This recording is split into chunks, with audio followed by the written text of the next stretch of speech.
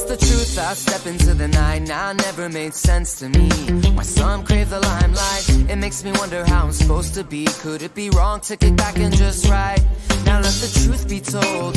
When in my zone, learn from the fighters' techniques. Now let the truth be sold to you. Eyes on the goal, but you're moving too quick. Don't speak, just listen. No doubt gonna lay my claim. You put in work and just wait, and let it all unfold. Straight from the soul, now I stick to my goal always. Damn right, gotta lay my claim. Watch the whole world change, and let it all unfold. Straight from the soul, gotta stick to my goal always. It's the truth, I step into the night. Now it never made sense to me why some choose the limelight. Imagine if they put the time to seek, to find a talent and then watch it take flight. Well, let the truth be told. Go to your zone, learn from the finest techniques. Well, let the truth be sold to you. Come to your own, but you're moving too quick. Don't speak, just listen. No doubt gonna lay my claim. You put in work and just wait, and let it all unfold. Straight from the soul, now I stick to my goal always. Damn right, gotta lay my claim. Watch the whole world change, and let it all unfold. Straight from the soul, gotta stick to my goal always.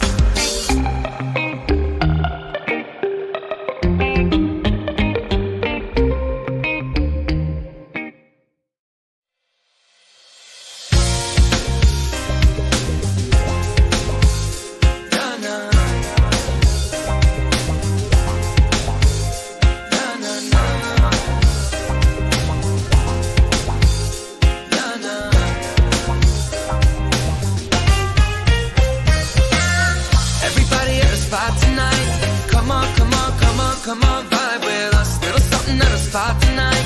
Come on, get hype with us. Ain't no need to fight.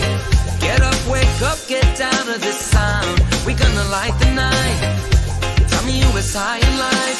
Everywhere I seek, things speak to me. Things speak to me, please sing to me. Set up, break down till I'm weak. Each week we reach a new peak, and I wonder when it all might stop. Cause until then I'll give it all I got in harmony. Get back up, you're my remedy. Time to do it again. Everybody at a spot tonight. Come on, vibe with us. Little something at a spot tonight. Come on, get hype with us. Ain't no need to fight. Get up, wake up, get down to this sound. We gonna light the night. Tell me who is high in life.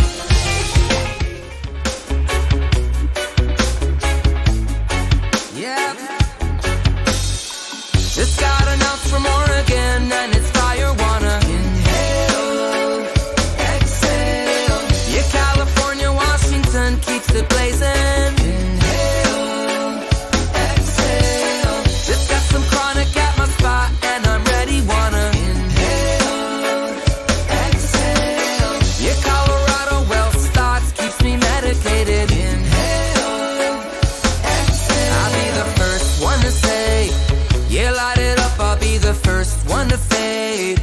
And spark it up, we're elevated. Nah, I can't complain.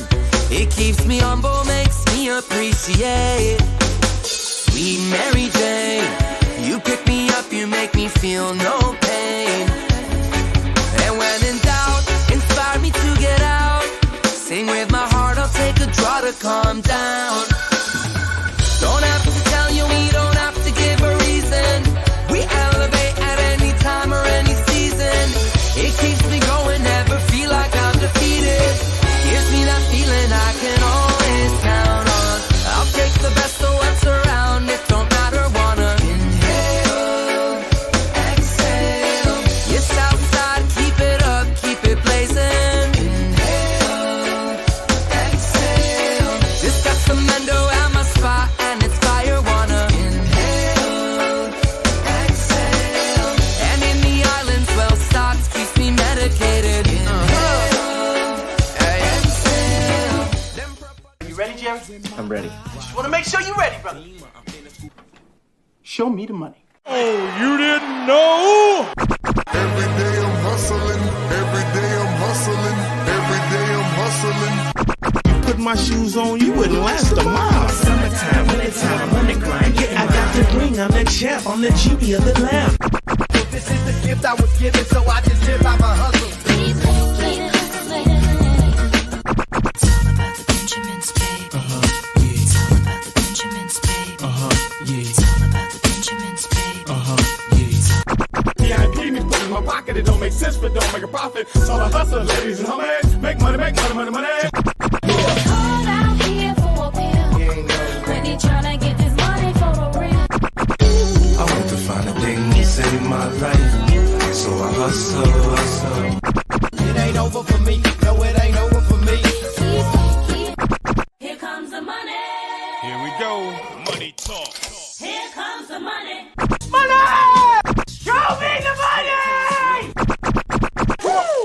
Okay, let's go smoke that joint.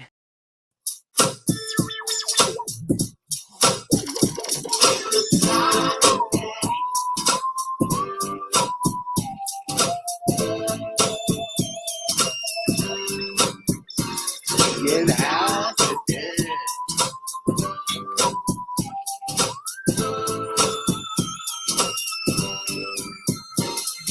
Yeah, what up, what up? Let's smoke some of this sour diesel, this Tyson 2.0. Let's get it. What's everyone smoking on?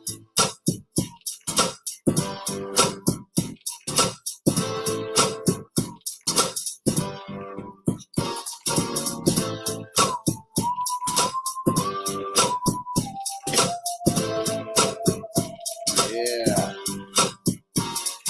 Shout out to Marty, what up? Shout out to Stranger, what are you smoking on? Hey, what up, Peacock? And Tino said, smoking a pancake, don't mind if I do. Hey, man, very nice. I like the, what's the one? A bong in the, damn it, what is it? Bong in the blitzen? Smoking a pancake, cigar and a waffle, bong in the blitzen. And Stranger said sour banana sherbet. Man, that sounds so good. When I went to the dispensary and I got the flower, the Tyson 2.0 last week, man, I guess one thing that sucks here is they have like a 1 ounce limit, and I just bought like an ounce of like the Tyson 2.0. But man, they have like deals on rosin there for locals as well, 50% off of rosin, and they had some banana sherbet rosin. I couldn't get it though because I had to get all the flour. We were in dire need for the flour. Blintz, there you go, Blintz. Yeah, never heard of never heard of that that breakfast. Never heard of that breakfast option. All right. You know, Bogey's gonna be here soon. Let's see, what do we got today? We got 63 days until the NFL season is upon us. 63 days. Yeah, we've been busy. We've been live streaming so much. Like, I don't know if anybody on YouTube goes live as much as we do, because we've been like averaging like 3 to 4 shows per day for like the last like couple months. So I mean, it's been insane. One thing that we're really trying to do for anybody who's connected to the cannabis industry, we're trying to get more sponsors for the August show. And it's not just like, you know, the August show, the August in-person live event, because you guys have heard me talking about Stevie B this entire time, and he's one of the main sponsors like right now. And we need to get more. So people who are connected to the cannabis industry, let's talk to some people that you know have some businesses and who spend a couple bucks on marketing. I'll send you the packet that I'm sending out to everybody.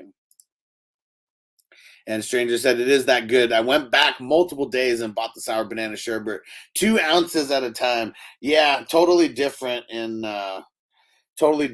California. Well, and I know you're in Oregon, but yeah, totally different in California, Oregon compared to Las Vegas. And Tina said, during the football season, you guys have to go at least 20 hours live a week. I mean, we're going more than 20 hours live a week, like right now. So, yeah, I would say during the season, hey, Bogey in the house. What? You know, during the football season, you guys got to go live at least 20 hours a week. I feel like we did that last year already. Yeah, that was easy.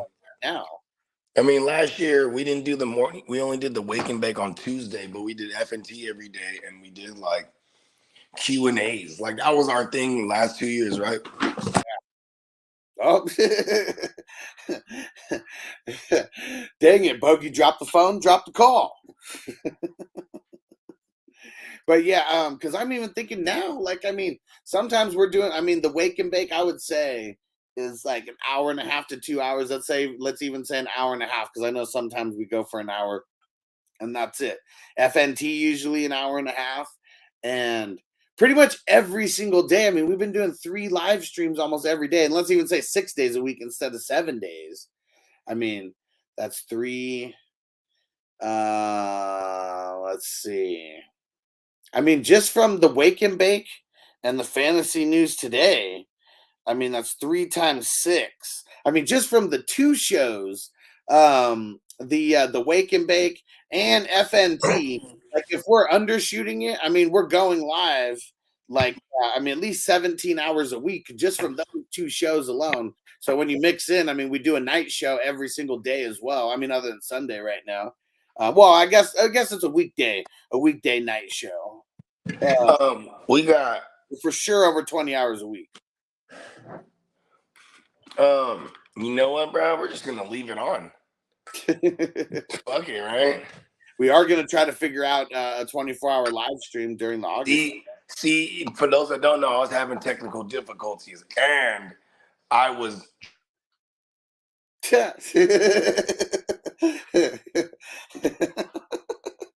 I wish I could see Bogey on the other end when this when this shit happens to him, because he says he always like he knows when he goes in the Matrix he's making a point and shit. And Peacock said, let's see, in season we got the Q&A, start sit, waivers, game day coverage. I mean, yeah, just the game day coverage. I mean, man, we're going live for like usually 6 to 10 hours just on the one day. And Tino said during the dead season you should hit the strip and do man on the street interviews. Huss, yeah. I mean, it's got not during the summer. Like fuck, man. Like it's like so hot. Like fuck that. But yeah, I mean that would be cool. I mean, I really want to start getting more like into going and checking out these dispensaries and stuff, and just being around the weed scene. And one thing that was cool when I went to Planet 13, like. I don't know. Like, I mean, I guess, I mean, there's just some people you can tell they're not from Vegas. Like, it's the glitz and glamour. Like, oh shit, this country is insane. Bro, I'm buying weed at the store, man. Check me out. And but there was a couple who was there and was like, dang, I don't even know what to do. And I was like, you got to get the stuff by Redwood if you're concerned about like the quality. Just get the stuff by Redwood. And they're like, okay, how do you know that it's the shit? And I was like, well, I had it. I was like, I have I've had multiple flavors of theirs. Some might not be here in the dispensary, but I was like, I have a YouTube channel, and they're one of the sponsors of the show. It's just like we go live, we talk sports, we smoke a lot of weed, and then it was funny. And then for like a half a second, there was like multiple people like lined up to like say hi to me and like ask me what where can I find you on Instagram? Where can I find you on YouTube? It was hilarious. Yeah, hell yeah, they need a recommendation. Hell yeah. Yeah, it was funny. The guy at the counter who helped me out, I'm gonna post a video today on YouTube. You guys will see like the whole like Planet 13 like tours, like 6 or 7 minutes, versus like just the short that I posted the other day. And it was funny. It was like, man, you like fantasy football? I was like, bro, you need to follow my fantasy football YouTube channel. And he was like, man, I've been in this league for a couple years and I cannot win. Oh shit! You gotta follow us, man. You gotta follow us. I know how that feeling goes, bro. I mean, maybe not personally, but I know how the motherfuckers like, bro, I need to win this shit. What up, Texan Stevie? What up, Crispy? What up, Hassan? Tino said, what's the hitter dispensary I should go to when in Vegas? He said, I've been to Planet 13. It's cool, but expensive. So that's what's crazy is because now Planet 13 is my favorite dispensary because of the local deals that they have. Like Of course, why would they promote it? They have like zero reason to promote like local deals, but like, yeah, I found out shit that I just didn't even know existed like over there. And so for me, it's Planet 13. The off the strip ones, I mean, if you want to go get some Tyson and you want to just get like an eighth or a quarter, go to Medizin. I haven't been to a lot of dispensaries, but most are just trash. I mean, because especially if you're from California and you're used to like a lot Whoa. I thought of something. Let's hear it. Isn't that the button you press on the elevator? What? The mezzanine? Well, so it's called Take me to the dispensary. Boop. It's like it's like medicine, but it's like but it's like target for Targi. It's like with a Z instead of a C. Okay. I don't know why yesterday I thought you kept saying Medellin. I was like, what? I was like, the cartel's getting into the game? No, it's Medellin. Right. Or at least I thought you were talking about the mezzanine. I was like, hold on, the mezzanine. I was like, that's smart marketing.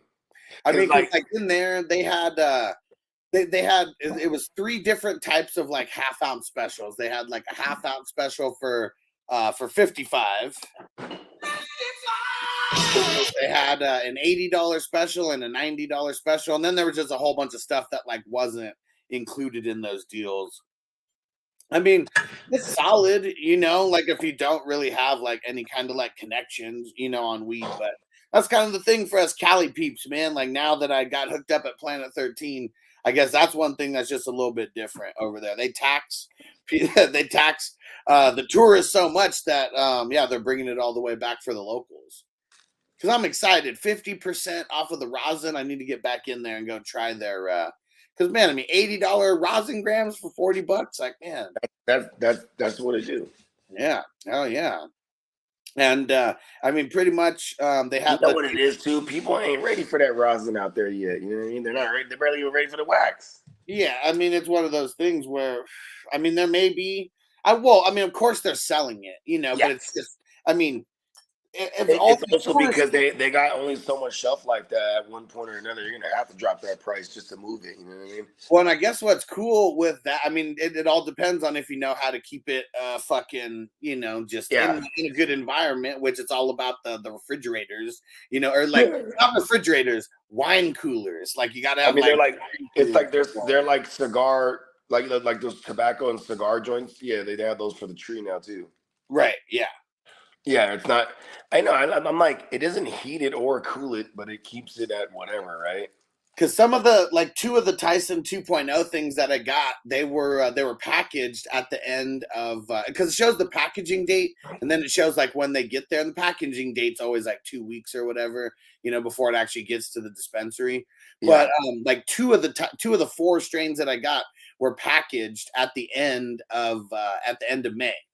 And so it said they got it there at like beginning of June, mid-June. So, I'm getting it like more than a month after it was initially packaged. And it's not dry and, it's not dry falling apart, and shit like that. That's going to be the biggest issue with any of these dispensaries out there is like they get some of this weed and they hold on to it for so long. Like that shit's going to disintegrate. Crusty, dusty. Gross. Yeah, so I was because it's funny when I posted about Planet 13 on YouTube, there was someone from LA. They were like, "Fuck that place! It's like the dry ass weed. They overpriced everything." And I mean, it sounds like I bet you that was me in the comment. I mean, it sounds like some valid California pothead arguments. You know what I mean? And I think, and I even said I'm from California, and there's no comparison of California to Nevada weed. But at least with these redwood folks, at least we get the California style weed out there. And I mean, I don't know. I'm still impressed that like I could go into Planet 13 and get like a half ounce for $120 plus tax, obviously, of like shit that costs $75 an eighth. Like that's love right there. See, that's what's dope. Is that like because they have deals like that all the time at the dispensaries where I'm from, you know what I mean? But it's like it sucks because they're doing like $99, assorted ounces. So it's like they're all different quarters. You just pick them, right? And even then, how many of those flavors do you think would be like? That's what I'm saying. It's plus like they don't never give you those top shelf ones for those. Like, and if they do have a deal like that, it's still a good deal, but it's like 150 for the zip, or 80 for the half, or you know what I mean? Like, but then that'll obviously be like some super duper, you know what I mean? And Tino said, yeah, you can't sell the weed fast enough out in the Bay. Well, see, that's the difference, right? Because how many people still got their plugs, out there? Like, not everyone hearing. I never went to dispensaries in Cali other than just being in a different city and not knowing anyone who wanted to go get some jabs or something. One of the ones I used to grab hella shit from, like hella. Hold on real quick. Stranger said, God, y'all's prices are high as fuck compared to Oregon. Well, it's just because we're going for the creme de la creme. Shit. I could find. I don't know, man. You can keep comparing, like. I could find $50 ounces in Vegas, but it's gonna be hella trash. Shit that we will. Yeah, and I've been to Oregon, bro, in the black market. You know what I mean? They just got all the Cali shit. That's you know what I mean. Now I've had some Oregon original, strains and shit. It's cool. But isn't it okay? One thing that I see, and you can attest to this, Bogey, or you can just tell your experience with this. At least in Nevada, what I see a lot of, especially when it comes to the black market, is the trash from California that makes it out here. Yeah. The shit that won't sell in California is what makes it out here. Like the good weed is the Jordans. You know what I mean? People go on there, they wait in line for the shoes. And they're making it out of state or shit. No, but that other those other shoes. That's when you walk in, they're like, hey, man, we got these Shaquille O'Neals right here. You know what I mean? Like, I'm kind of good off those, man. You know what I mean? But they don't got the Jordans in your size. They might be all out of the Jordans, all that type of stuff. Right? And then you go, and then you like, oh, shit, we got it in our other store out of state. You know what I mean? You go over there, it's like they can barely even move them because people they're so used to, like, I just want the Shaqs. You know what I mean? Just give me those cheap shoes. I'm gonna ball in them. You know what I mean? Like 10 games a day. I just need something to get her done. Right? And you know how many people say that about trees? Oh, it's cool. I just need something to get me going. I'm smoking like 10 blunts a day. It doesn't matter if I'm smoking the best of the best or mid-grade stuff. Like they do that in their own mind. I know smokers like that too. Yeah. It's not about like, okay, I need the strongest weed. I just need to be smoking all the time. Like, I'm like, I don't know about that. I'm like, I'm spoiled. I need both. You know what I mean? I need both. And but yeah, stranger. Especially the prices that I'm talking about at this dispensary, Planet 13. Shit, it's the Las Vegas Raiders ticket prices, compared to the NFL. It's just like highest price. $75 an eighth. I remember when we had a delivery service going, and it was way back in the day now, more than 10 years ago. We had this stuff that was like $70 an eighth. And like people were like calling from all over. What's the $70 an eighth stuff, bro? I gotta try it. But then once the allure, like once you get it once or twice, the allure runs off. Like, getting that $70 stuff. Let's get the 60. Yeah. It's still gonna be hella good. I don't really want to spend the extra $10. That's so funny because, like, my favorite thing was like I'd hit people. Hey, I got this. Like when I used to break down the trees, I'd hit everybody in the studio. Every single member of our label, everybody that goes, all the studio heads. Yeah. Be like, I just dump zips on everybody. Yeah, for sure. I'll give it to you for $1. Yep. And 4 or 5 of those, you know what I mean? And then like every time I just start collecting the rest of the week. Because these are weed heads, they're gonna buy it anyway. You know what I mean? Yeah, sure. Yeah. It's like, hey, I got a pack of this cookie, bro. You want a zip? I'll give it to you for $1. Fuck yeah. I used to be so good, like my spidey sense had to do with selling weed. Right? Like I would call motherfuckers, they were just on the way. Well, I just called my guy. You know what? Cancel on him. It would be like, man, you know what? I haven't heard from this guy in 2 weeks. Let me just say what up. And I wouldn't even say, just say what up on a Friday. And they're like, wow, your spidey sense must be tingling. I was just thinking about you. It's a sign. Let me get a zip. And Clock, what up, bro? What up? He said, man, I just finished doing a workout with these young kids. He said, I made it, but I thought I was going to die. He said, I puked after, but I had to hold it till I was away from him. Can't let it. He just took another full trip around the sun yesterday. He said, are you feeling it? You feeling the age, Clock? And Peacock said I could get a full zip for $200. Yeah, and I mean, that's good. That's solid. I mean, especially for Texas, if you're getting some Cali, shit out there. You know, since I moved here, so scared to like send anything out because like for the last 8 years, I went to the same USPS kiosk and I knew the kids that worked there and they fucked with me. You know what I mean? Yeah, I used to give them tree and then they even like pick up packages for me and then send it out when you have to go in. I love those guys. Cause I was thinking like, man, when I hear those nightmare stories like Peacock, like, man, I want to send Peacock something, bro. Yeah. And it's like at minimum, it's like, okay, at least I know, and I'll be able to send him home with something in August. You know what I mean? Yeah. It might be at his risk to take it home, but it's like it'll be way easier for me. You know what I mean? Nah, you'll get on the plane. It's just, I mean, unless they got some fucking drug smelling dogs in the Texas airport. They still gotta be commanded though. Yeah, well, I mean, and seeing even that, and seeing just the drug smelling dogs. I mean, way different here in Cal. Like they're not like trained to like smell. Well, anywhere where weed's legal, they're not trained to smell weed anymore. Yeah, it's you have the cadaver dogs. Those are the ones that like they smell out dead bodies. Yeah, fuck. You have the explosives dogs. And it's probably more like once in the airport, it's probably those explosive dogs. Explosive dogs, yeah. And then but I'm always smelling like hella tree, But even then though, whatever they have to be commanded. You know what I mean?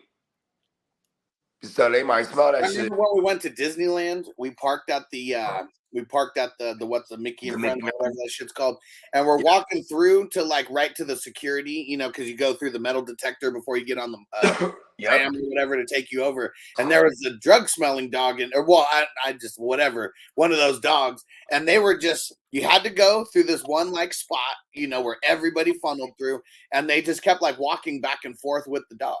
Yeah, so he's already commanded. That's why he's walking them back and forth. You know what I mean? Yeah. Otherwise, they're just sitting there like that. You know what I mean? Yeah. Because those are some good ass dogs, bro. Like, you know what I mean? For sure. Motherfuckers trained like a motherfucker. Stranger said, I choose my weed primarily on the smell. I mean, that's a good read. That's a good way. And he said, I pay anywhere from $40 to $300 per ounce. I love finding fire with the flavor on the discount wall. Small nugs don't bother me. Yeah, for sure. Yeah. I mean, because like, I will say though, the bigger nugs though are better. There's like, a reason, you know what I mean? Like I was the reason why the smalls are a little bit cheaper. Right? They're not the premium. Like I got a zip of the big nug finalies and small nugs, and like, yeah, the big nug. I'm like, I'm saving that. You know what I mean? And see, it's Chris. So I talked yesterday about this new TV show with Sly. You guys got to check it out. It's called King. And I've never heard it referred to this way. Like weed, kind of being like talked about like it's fruit or something. And totally true though. I mean, because it's a plant that grows, right? It's literally the fruits of your labor. If you're a green thumb, right? And he was so he's going in to this to the big wig, who's got the farm, who's their main source. Hey yo. But they're only getting like 10 pounds at a time, this dispensary that he's fucking with. And like Sly, he's like, I'm gonna go in there and get us a better deal. And then he goes in and he's talking to him, and he was like, yeah, we got to get a better deal here. And he was like, well, we could do, the way that it's always been. The first 10 pounds is $1,200 or whatever. And he was like, no. He's like, you think you're just gonna sell me your bruised fruit and I'm gonna be okay with it?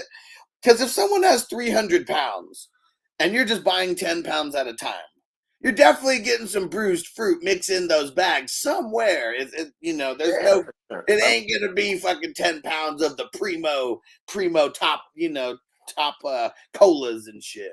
Yeah, and like I mean, I guess it's easier these days to avoid that because you'll know exactly what you're getting. Like, because they're all lab cleared. Yeah. So it's like, yeah, you're gonna have like if you can't have a mixed bag like that unless like you're not doing things accordingly, you know what I mean? Yeah. Peacock said, usually the Cali stuff $260 a zone. Yeah, see, exactly. So I mean, after the tax and everything from Planet 13, so I got an ounce of like, bro, I'll get you a zip of the finally smalls. It'll be 100, bro. You'd be hella happy. You get 2 of them. You know what I mean? You might almost have to vacuum seal that bitch because that shit is stanky danky.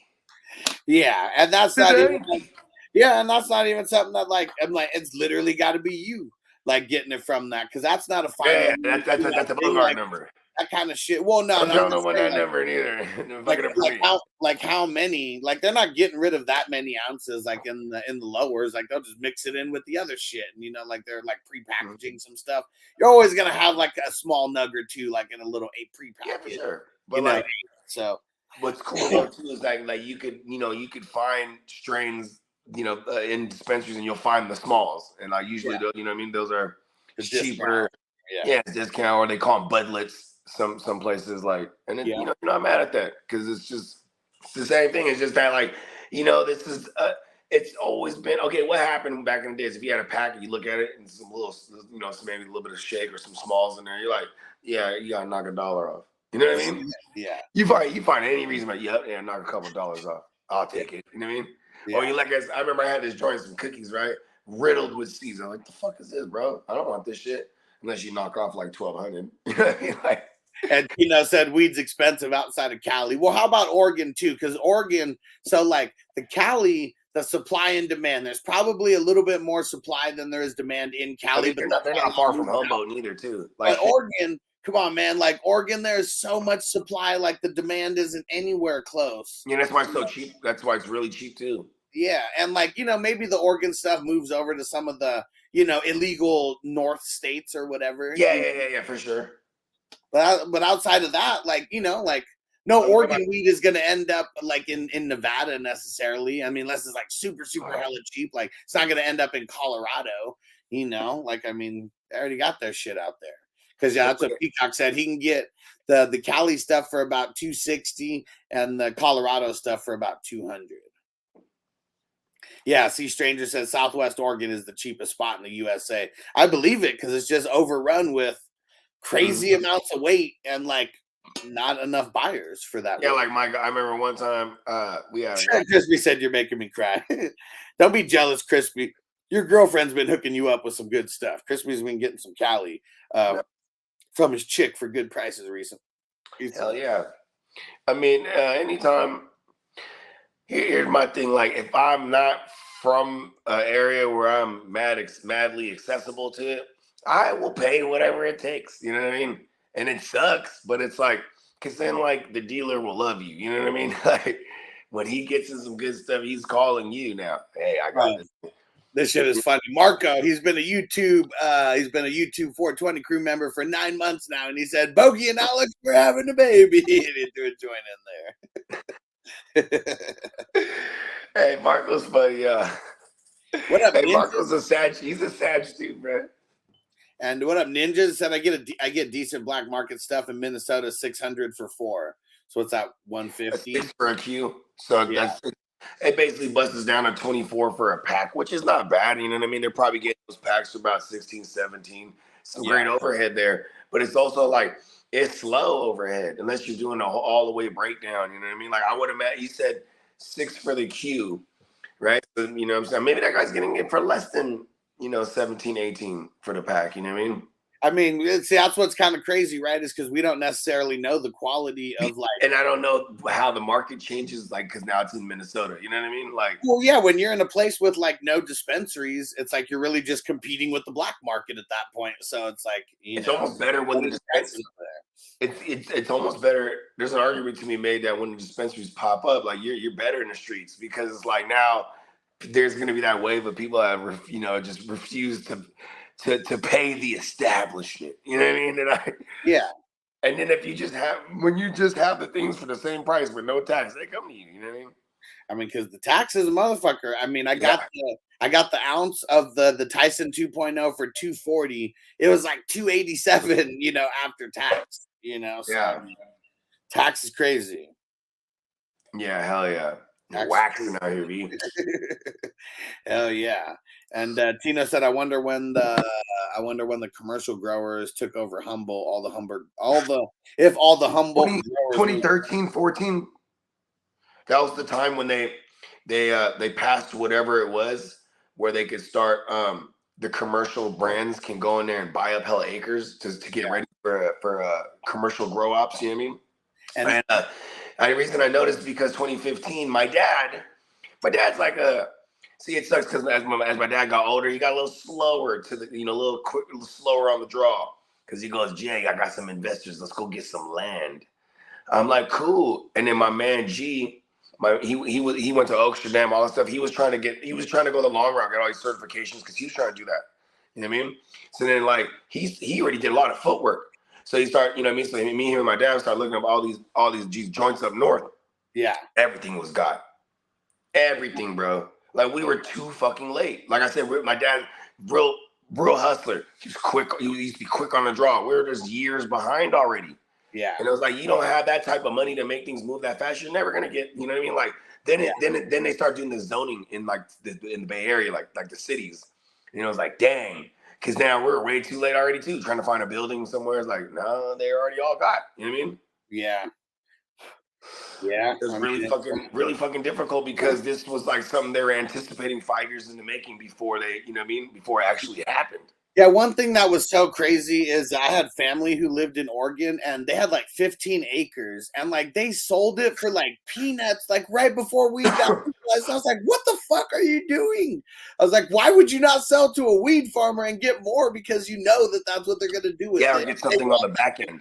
You could sell it to them for a decent price and then but you have something on the back end. You know what I mean? Like if you knew they were going to cultivate, like, you know what I mean? Yeah, I want 5% of whatever. I don't come from a family that has too much kind of business parts, like at all. See, and that's what's crazy about Oregon is like, like, okay, anywhere that you legalize weed and it's only legalized, the weed is only legalized, right? Everybody's like, fuck it, we're getting high. Over there in Oregon, they decriminalize everything. Yeah. That's probably why this motherfucker's like, I don't even want to smoke weed. I can just go smoke this crack. Yeah. You know what I mean? I go smoke this crystal. Motherfuckers were smoking crystal out there. Like you could go to the store. Remember that? Yeah. They had a store where you could buy recreational hard drugs. I don't know. I mean, stranger, fact check me on this. Do they still got that out there? It was like a clinic where you could go and get like heroin and cocaine and stuff like that because. Raphael said, do they have veteran discounts in Vegas? Yeah, for sure. I mean, all places veteran discounts everywhere. Yeah. I think I would say 20-25%, like usually. So, and then you usually will have items that have these additional discounts on them. You know what I mean? See, like, Tino, it's the opposite for me. Tino said that me either. Has my family's hood. It's usually the hood people that have some business sense to them. Like my family is too like this part of the family in particular. It was it's my dad's brother. It's my dad's brother, and the woman that he married, she kind of comes from a little bit of money, not too much, but like her mom, like she pretty much moved them from California to Oregon. Like she's like financing like all these moves and stuff like that. So I don't know. I don't know how they got. Well, okay, you want to know what's smart about that? The mom was smart because she probably was like, all right, my daughter, I've been taking care of her whole life. I'm gonna move her out to Oregon. Is that it's not going to fluctuate too much as far as like the economy, you know what I mean? In the wrong direction, you know what I'm saying? I know they had other family that was up there also, but then their kids, they want to get the fuck out of Oregon the first chance that they can because they don't want to fucking live there. So they move out to Hawaii. But then, oh, this is the David Hasselhoff kids. No. Oh, okay. They were born in Hawaii. But yeah, so then she convinced her to they sold that house, then they moved to Hawaii. What's funny, which is because that's not economical at all. No, like moving to Hawaii, that's just expensive.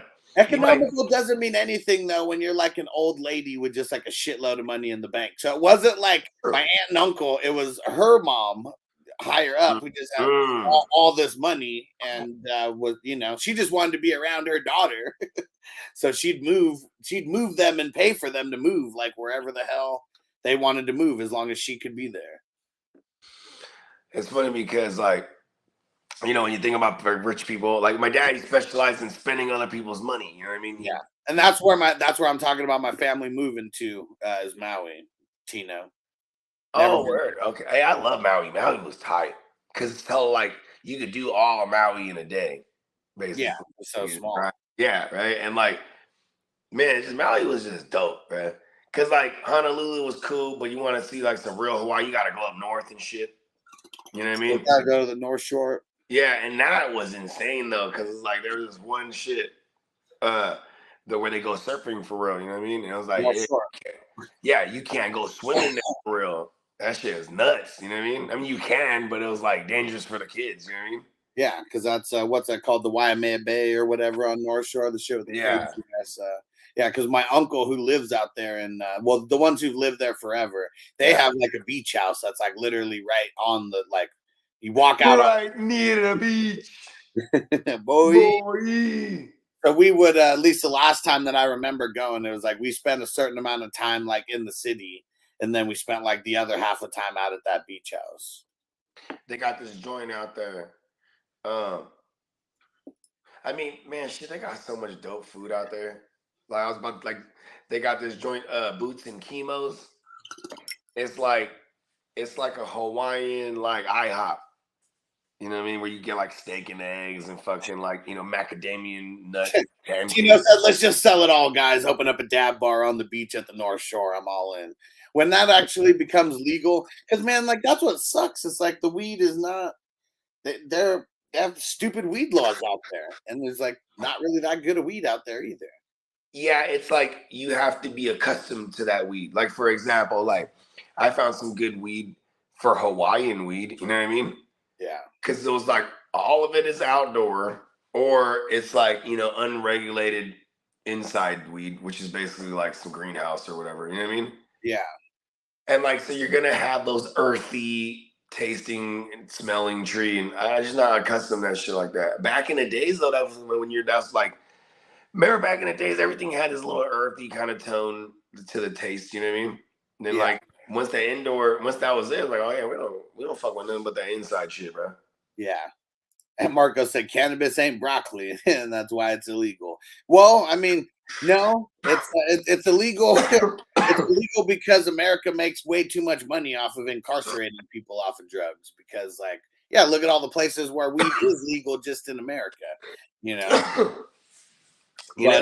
It's so ridiculous how many people there's more people incarcerated for weed, I think, in America than there are people incarcerated in like, you know, whole countries that have bigger populations. I mean, Canada, their crime is not crazy at all compared to America. No. They're damn near like some fucking good Samaritans compared to Americans. Yeah. Yeah. But it's also because they're so strict with their boundaries. If you got any kind of record, that was a fucking German politician. Fuck that guy. I don't know. They're all the same to me. Yeah. I'm the type who's an idiot. Like I'll be like, if I was to vote, because I've never voted like that since. Well, I think I voted when I first registered, but anyways. And I'll be like, yeah, this guy looks cool right here. I'd vote for him. You know what I mean?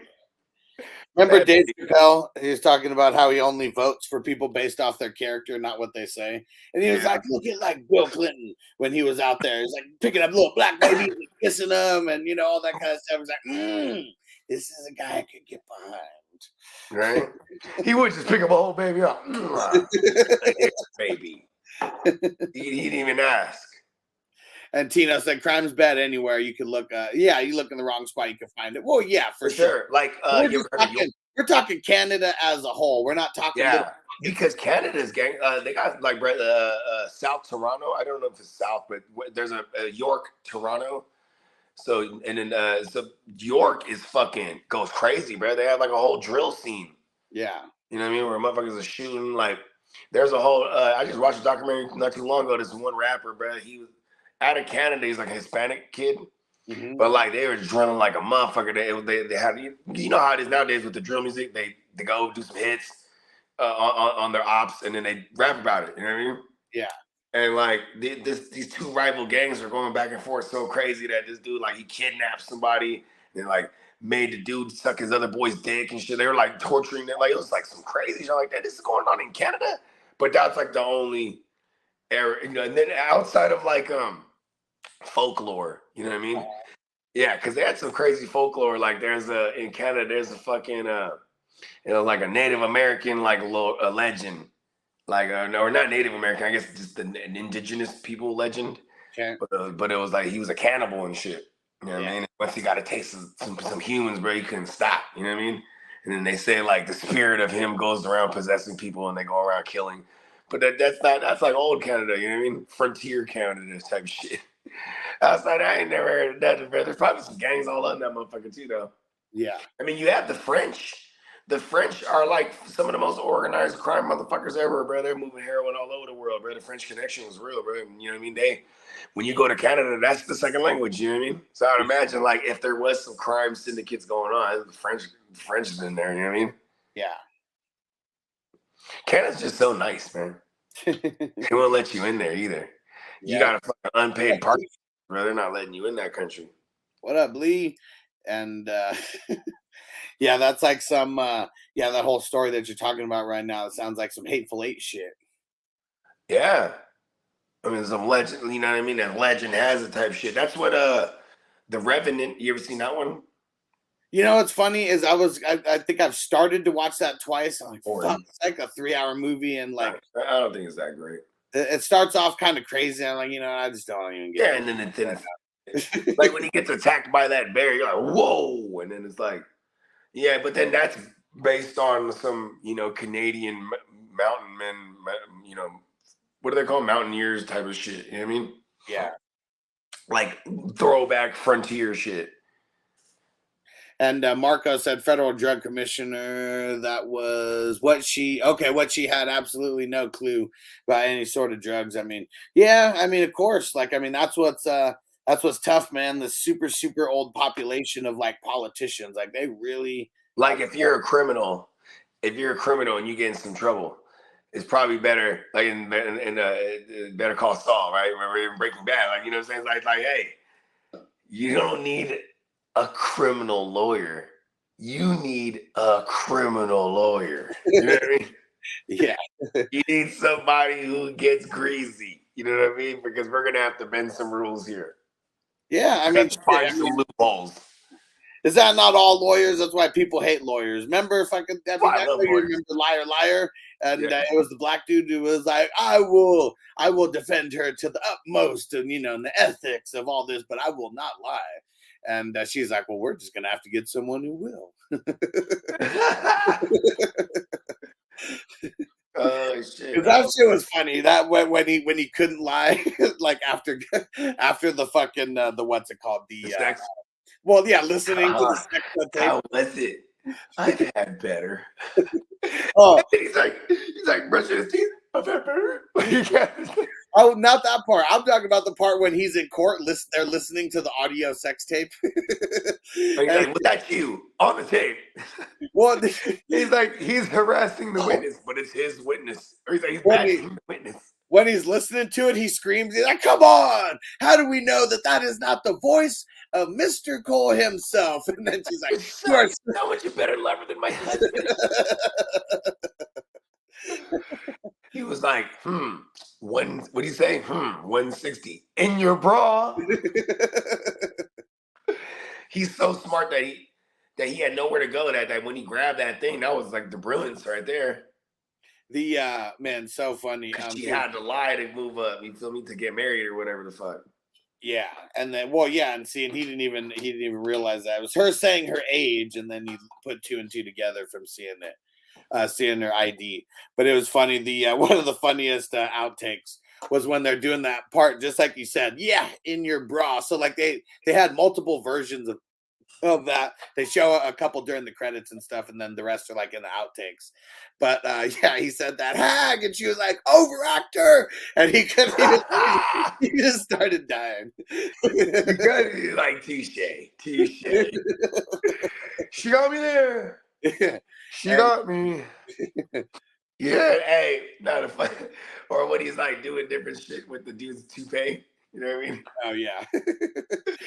That shit is funny. I don't know whether to comb it or kill it. Or hit it with a shovel and bury it alive. He throws it on the wall. Fucking Jim Carrey's the GOAT, man. Call Jim Carrey right now. Let's get him on the Let's horn. get him on the show. I swear he'll come on. Like And Marco said she was like 45 when she said that, so not that old. Well, it all depends on your upbringing too, because 45 for like hella conservative people, I mean, it might as well be 80 to like anyone who's like on the non-conservative.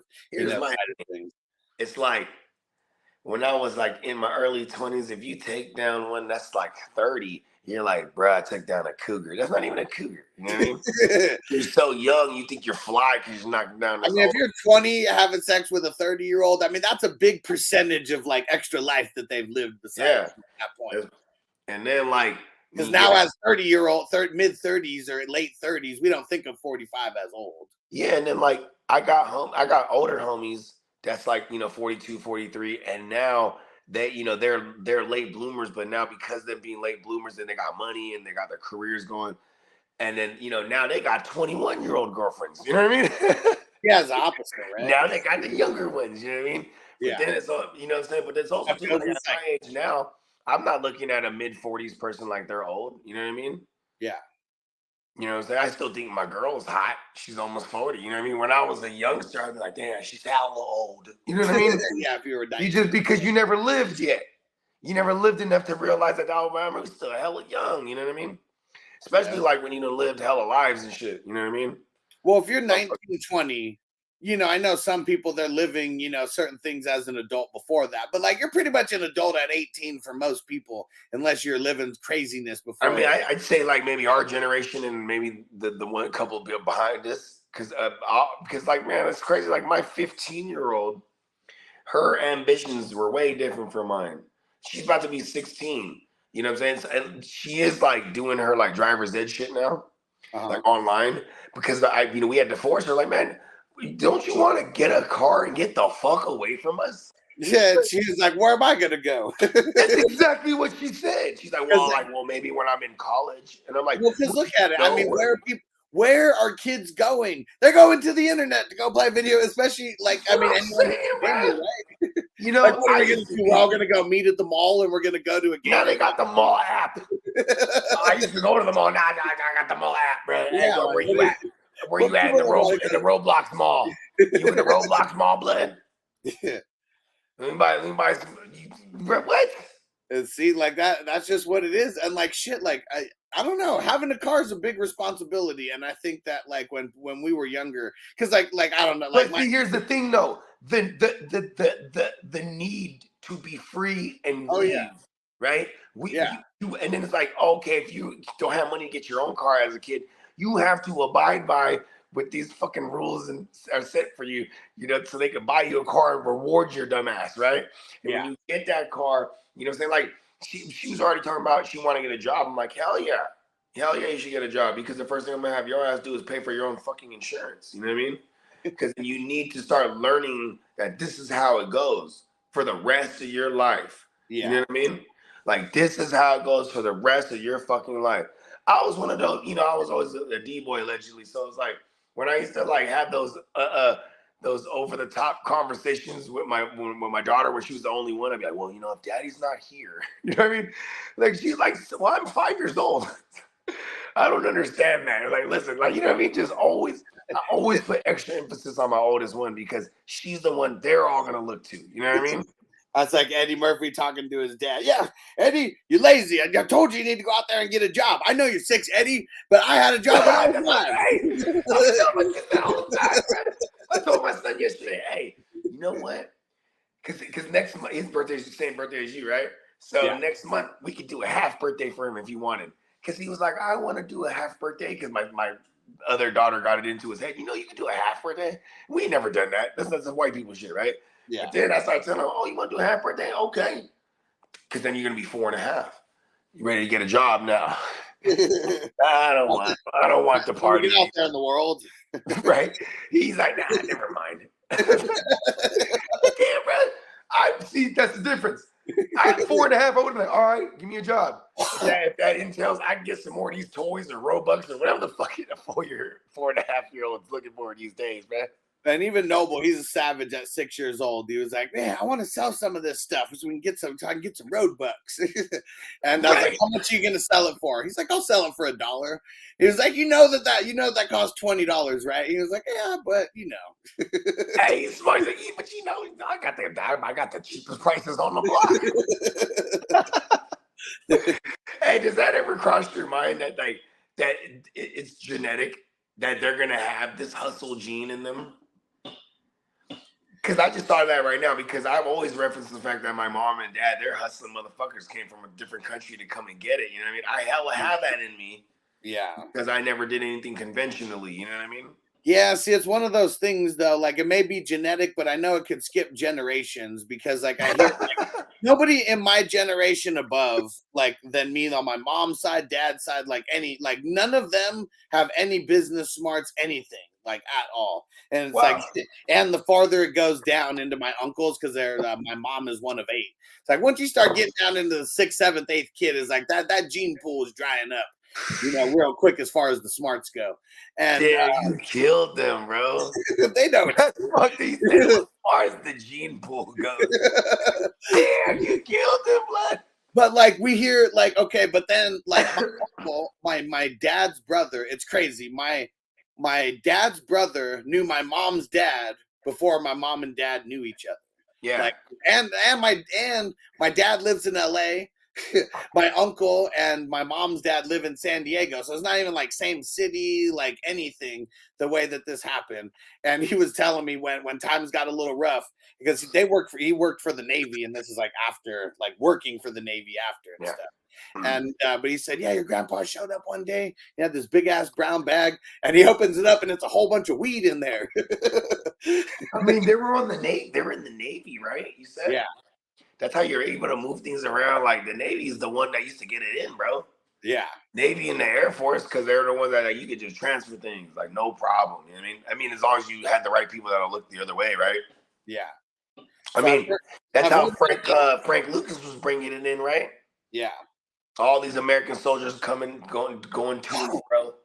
You feel me? From goddamn Vietnam to fucking America. You know what I mean? See, coming from Clock, he said half birthday does sound like some rich white people shit. It does, right? Because like some of my oldest got it, she's like, you know, they do half birthdays, right? And I'm like, oh yeah, not me. I'm like, I'm really upset when I heard that. I was like, what? So you mean to tell me I could have 2 a year? Like, oh, that's a rich white kid thing.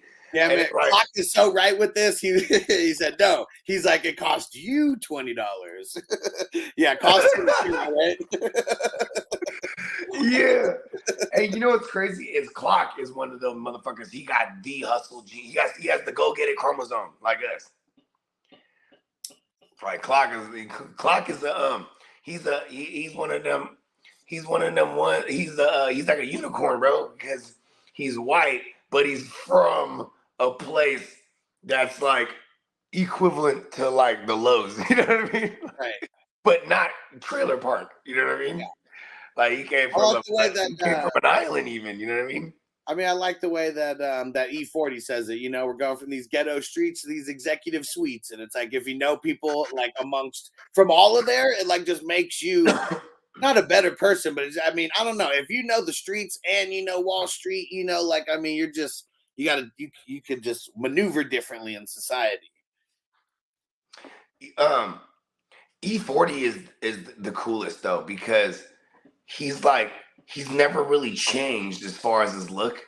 Yeah. Right. And he's became like this novelty in the rap game, because now it's only been the last 20 years that he's been recognized for real, like in the mainstream. Yeah. Which is because that's what's crazy is like if you're outside of California, like, I don't know, until Tell Me When to Go kind of came out, like you might have never heard of this motherfucker. Because in the 90s, we were getting commercial notoriety. What up, Devo? What up, Devo? And so like E40 in the clique, like Sprinkle Me, like, okay, you know Nelly, the rapper? Yeah. So Nelly, he actually did a song called In the Bay. What? Yeah, listen, look it up. And it was a hit. What up, Office? And in every verse, Nelly is on record for saying in the 90s, he was fucking with Spice One, E40, Too Short. Those are his favorites. Man, because everyone wanted to be in the Bay because like it just seemed like there was cool shit. Like you heard cool stories about it or something. And look at this. So he did a song called "In the Bay." I might be fucking up the title of the song, but every verse he's rapping like one of those guys. No, really? Look it up. So there's a verse where he's like, ugh. He's doing the E40 thing. He's paying homage, bro, or homage, whatever the fuck, tomato. And then he has a verse, he's like Spice One. A verse, he's like Too Short. Look it up. Just look up Nelly, Bay Area. Bay. Yeah, there you go. It's just hard too, and I think he might have even got E40's son to produce it. But it's some straight Bay shit, and this was a hit back in the day. Never heard this shit. And yeah, Office said E40's a positive dude. Hell yeah. I mean, and he's pimping all these products now. He's doing it the right way. Real business, real tycoon. Yeah. What's he have? He has like hot sauce now. He's got alcohol companies. Look at, see, he's talking about he got the game from the Bay. Yeah. This is Nelly with some hypey shit, bro. Hey, yo, I represent that dirty ENT all the way. But I'ma rip this shit up like I'm straight from the Bay. But no, it ain't the stickety one from back in the day. It's the diggity dirty one. Spice One flow. Leaning on his trellis with his cellular phone. You can tell that the same One dude Nation was has more male hell than the yeah. rest of them rappers. Cause they did more stomping than the cappers. And that's why his clique was it. First name Saint, last name Tix. Had brothers in the name Murphy Key. Slow had a man, City of Ali. Old school, wet color, cranberry. Up in the abyss with homie E all day. Orange juice, mix it with the tang and the rye. Hey, what can I say? I was out in the hay. Hey. From the hay, That's some boys from the hay, A lot of folks in the hay, That shit's stupid, bro. Fucking Nelly. I don't even remember a Nelly hit after this. I never heard of it. And it said 15 years ago. This shit's old as hell. This ain't short, this ain't Louis. Look at now, he's doing Too Short. That's my biz. Life's too short, baby, catch my drill. I was told not long ago, Nelly, don't stop that rap. If you do it well enough, she just might bring it back. Then I yelled out, I go on and on. Baby girl still on the level. Because he was one of the biggest in the world at the time. Like, he didn't even use it. Short this head, I got a dirty mouth. Sometimes that might be 2008. but I'm the CEO of Dirty Man, so I ain't tripping off you. I'm just out in the hay. Met some niggas from the hay. Wow, I want to hear the E40. What's that? That's the last verse. Hey, he kills the E40 verse. They all get They all go Watching green fitted, pretty yellow A. Yeah, I'm from the loot, but today I'm reppin' Bay. I'm the yellow tape, he ain't getting far. Mirror in my pocket, so I practice looking hard. And you don't wanna be around when them boys pulling out them things. All my niggas is killing and they all carrying cane. I'm this girl up in the club, she told me call her Wessie. Red bone chick with a bangin' ass body. Now if I should I save her? Think about it, no way. Look up at the sky, it's a bird, it's a plane. What's the crew name? Dirty ENT, man. I just wanna know, tell me when to go. Prices on the cabbie, but I can get it low. Pocket full of fatty and sipping that hurricane. So just sprinkle me right. Met some niggas from the hay. So check this out, right? Back during this time, I was working for that magazine. And we would talk to all kind of people because like mainly people's PR, right? Right. And talk to people's PR, they hook you up with people's managers.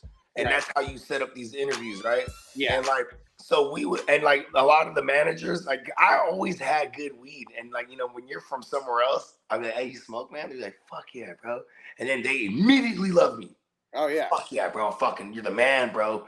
Oh, fucking yeah. been looking all over the place. And this and that. And you know, sometimes it'd be like the square white boy manager too. He hella loves you, bro. I'm going to hook you up, bro. I'm going to cut you in front of the line. This and I'm like, yeah, hell yeah, bro. And like, anyways, so, this one manager, he was like, yeah, you know, tell me when to go, Blue. They looked at E40 sales, right? Like people in the industry. That was like, 2005, right? Or 6? Yeah, 2005. So it said E40's album went like 4 times platinum or 3 times platinum, something like that. Like 70%. That had to be a record, right? For any kind of album that he did at that time. I'm sure. Maybe he's had some, because you got to remember, E40 will have an album that'll keep selling for like 10 years. So he might have even had some climbed up, but this was definitely one of those ones that was like, this was his highest first week sales. You know, it's all about first week sales back in the days with hard copies. Yeah. So like, but all in all, he had sold like 70% of his sales were in the Bay. So like, so all of a sudden, everybody's trying to find an artist in the Bay now. So like, there was like, you know, different major labels were coming out and then, you know, like kind of poaching different artists, right? And like, so Nelly's hella smart. He's like, man, I love the Bay. I'm gonna do a fucking homage song. You feel me? And like, because, and like, okay, how about this? Strong Arm Steady. They're not from the Bay. They're from Dago. But like, well, no, well, only Mitchie is the rest. Well, Mitchie's from there, yeah. But they're like, they want, so they got on by who put them on? Is the dude fuck, it's his name. He's the other half of Black Star. There was Mos Def and Talib Kweli. Talib Kweli signs them because he's like, man, it's not just the Bay, it's this Cali. Because Cali kind of got, after Pac died, and then Bad Boy blew up and all, when the South started to come up, we kind of were like only independent. We weren't getting no mainstream exposure, you know what I mean? Yeah. But now, because of sales, everybody wants them in the Bay. You know what I mean? Yeah. Like everybody. And then like simultaneously, the sound from the Bay was now morphing the commercial sound, because you had like DJ Mustard, who was like, who is on record for saying the hyphy sound, and like Lil Jon is what he took his, and what do you know, Lil Jon also like worked heavy with the Bay. So that's the sound, that's today's music. Yeah. You know what I mean? Like, even when you hear current Detroit shit, it sounds like classic mob Bay Area shit. The beats, the beat selections, you know what I mean? Because this is just, it is what it is now, you know what I mean? And it's kind of tight because people don't know that. But like, you know, so it is cool for me to hear our sound everywhere. Me, like, you know, the sonically. Yeah. Maybe not the rap styles, stuff like that, but the beats, like that, it came from us. You know, like, I don't know, hyphy music, like, I mean, okay, you got to tell me on what are kind of some of the instruments that kind of like that make. No, it's just dumb shit. Well, I know it's dumb shit, but there's like, I mean, sonically, there is like certain instruments that probably are getting used, you know, or certain pitches or like something. Because it's more like tempos. Okay. And bass lines, like, okay, there's always, every genre is controlled by a tempo. So, for example, like everything is double time these days. So back in days, you have something called BPM, right? Beats per minute, right? Yeah. So your tempo, for lack of a better term, right? So like, say I got a beat, it's a 16 bar count, right? And it's about 80 BPMs. So this is pretty fast, right? But say now I'm gonna make it a 32 bar count. You know what I'm saying? And it's 160 now. So imagine that it's the same tempo. But so now you look at it on a grid, it's 80, right? But now it's 160, but it's the same length. It's just now the increments are smaller. You know what I mean? Yeah. So it's like, you know what I mean? Like, you know, you have something that goes 1, 2, 3, 4. Now you got something that goes 1, 2, 3, 4, 1, 2, 3, 4. You know what I mean? Yeah. And so like the hyphy shit was just some fast shit. Okay. You know, 80 to 100 BPMs, you know what I'm saying? And this is before the double time era. Cause now everything got this double time bounce. You know what I mean? Like, damn, what's a good example? Okay. Look up, like if you look up that one, you know, I go on and on. Can't understand how it lasts so long. You know, that beats boom, boom, boom. Yeah. Boom, boom, boom, boom, boom. Okay, here's a signature for hyphy shit. Like 0 hi-hats. Hi-hats are the ones that go. Okay. Yeah. Like they almost never have hi-hats. Hey, what do you know about this, Bogey? One Nation said E40 wants to say Biggie from getting Randolph. What happened? What was that? One Nation said that E40 wants to say Biggie from getting ran on. Yeah, facts. So so this is like the height of the East Coast, West Coast shit, right? And Biggie and them, they're in the West Coast and they're doing a show. And they're in the Bay, right? They're in the Bay, they're in Fairfield, California. Okay. So this is like a small little pocket in the Bay. And Oh, someone might fact check me on the spot, but anyways, so Biggie and them, they're performing, and Little C's, he said, once we did Who Shot You, the people in the crowd were like throwing quarters and coins at Biggie, like they were like, and then like he said he knew it was bad because the other artists that were like Mac 10 was there, and Little C says he tries to say what's up to Mac 10, and Mac 10 just walks through him, like shoulder checks him, and he was like, oh shit. Because, you know, Little C's was like 17, 16. Yeah. You know? Yeah. And then he's like, bro, like, so they get up out of there and they're in the limo. And these motherfuckers, they hem the limo up. Yeah. You know what I'm saying? And then, but see, someone comes in and taps on the fucking window. You know what I mean? Yeah. And it puts a cell phone. So they grab the cell phone. It's E40. And then, and he's like, and here's Biggie. He's like, I fuck with Sprinkle Me, Duke. Sprinkle me, you know what I mean? And he's like, you good. And then E40 had his guys follow him to the hotel and stay there all night and make sure nobody fucks with him. Yeah. You know what I mean? Yeah. And like he shouts out E40. You know, back in the days, the insert in the albums, this was what it was about. This is where you get your props. If someone really fucks with you, they're gonna shout you out. He shouted out E40 in this fucking insert of the Life After Death album. Yeah. Which was the last album, you know what I mean? Right. Yeah. But he loved, see, here's the thing is like Too Short, legend. Everybody wanted to fuck with Too. Jay-Z fucked with Too Short. Yeah. You know, Biggie fucked with Too Short. Like, you know what I'm saying? Like, and like E40, it wasn't until Too Short went to Atlanta. Because Too Short, he dropped the album in 95. It was his last album. He did like 12 more albums after that. Yeah, for sure. But that's how they promoted it. This is how we're going to do it, y'all, on the last album. You know what? Throw that on. That Getting It. Or While the Getting's Good. Too Short. My shit right here, man. And then like, but then so he stays away from rap for a couple years. But at the time he retired and moved to Atlanta because Too Short, of course he's gonna move to where Magic City is. Yeah. You know what I mean? See you later. Shout dogs in the house. Let's get close to the end, y'all. Yeah, that's a hell of fun. Like this on the last album.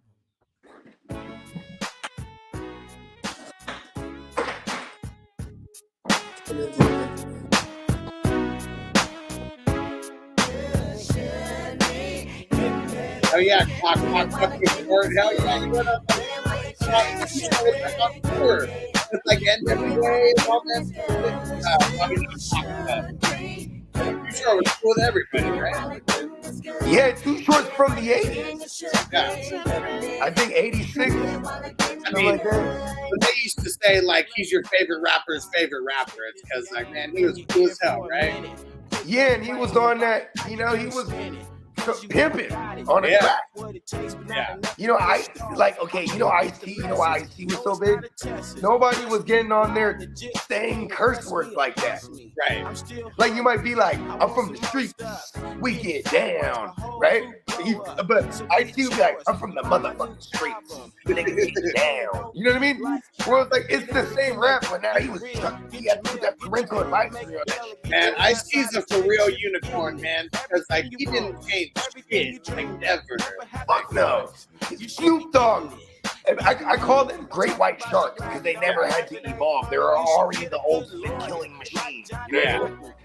Yeah. Never had to change anything they did. It worked all the time. E40 had to keep reinventing himself. Yeah. Jay-Z keep reinventing himself. Yeah. Because I mean, but look at Nas, Snoop, Too Short. Their rap style is the same now as it was back then. You know what I mean? I guess that's crazy when Too Short goes on to the high beat shit, right? Because how many beats per minute is this? See, but he never changed his style though. No, I know. Yeah. This is like 80. This is like 80 right here. Yeah. This is like 80 BPM right here. You know what I mean? It's, yeah. 90s, a lot of 90s music. You know, 80 to 90 BPM is like where everything lives. You know what I mean? Because also too, when you're a DJ, you're gonna mix things that are in the same range. Yeah, You we know what I definitely got to get some Too Short on the 420 playlist now, man. We You need got some those Bogey- for the show. And you know, where do you think I Need an Eighth came from? Yeah, I Need a Freak. yeah. That's that OG Too Short right there. Oh yeah. Yeah, Too Short, so fucking dope. That Blowjob Betty, that was the first one that I ever heard. Way back. And where's my wife? Probably up in rehab, stuck on the pipe. He was gassing, man. Yeah, Too Short. And was he putting out an album like every year? I mean, okay, so 86 or 84, check when his first album dropped, because this one came out in 95 and this was his 10th album, you know what I mean? Okay, yes, exactly. So basically an album a year. I can't be real. 83, Don't Stop Rapping. Okay, so And then 12 years later he had dropped his 83, 85, 86, 87, 89, 90, 92, 93, 95, 96. I guess this one came out in 93, didn't it? Yeah, so it came out like early. Yeah, right after the 96, when I was in the fifth Cocktail. grade. Right after the Cocktail. That was the one with Blowjob Betty and the other hits, right?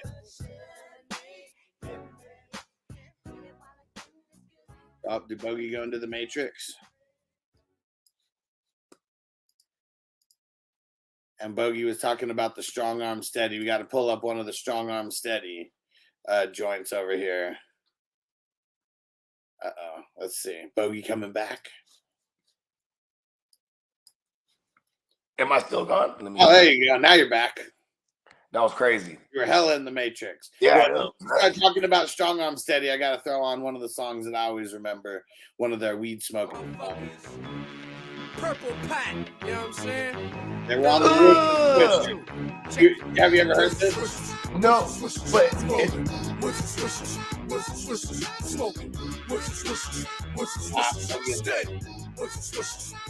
it's that beat, they remade the beat, but it's originally a 3-6 Mafia, and they did the little and that's hard. Play that.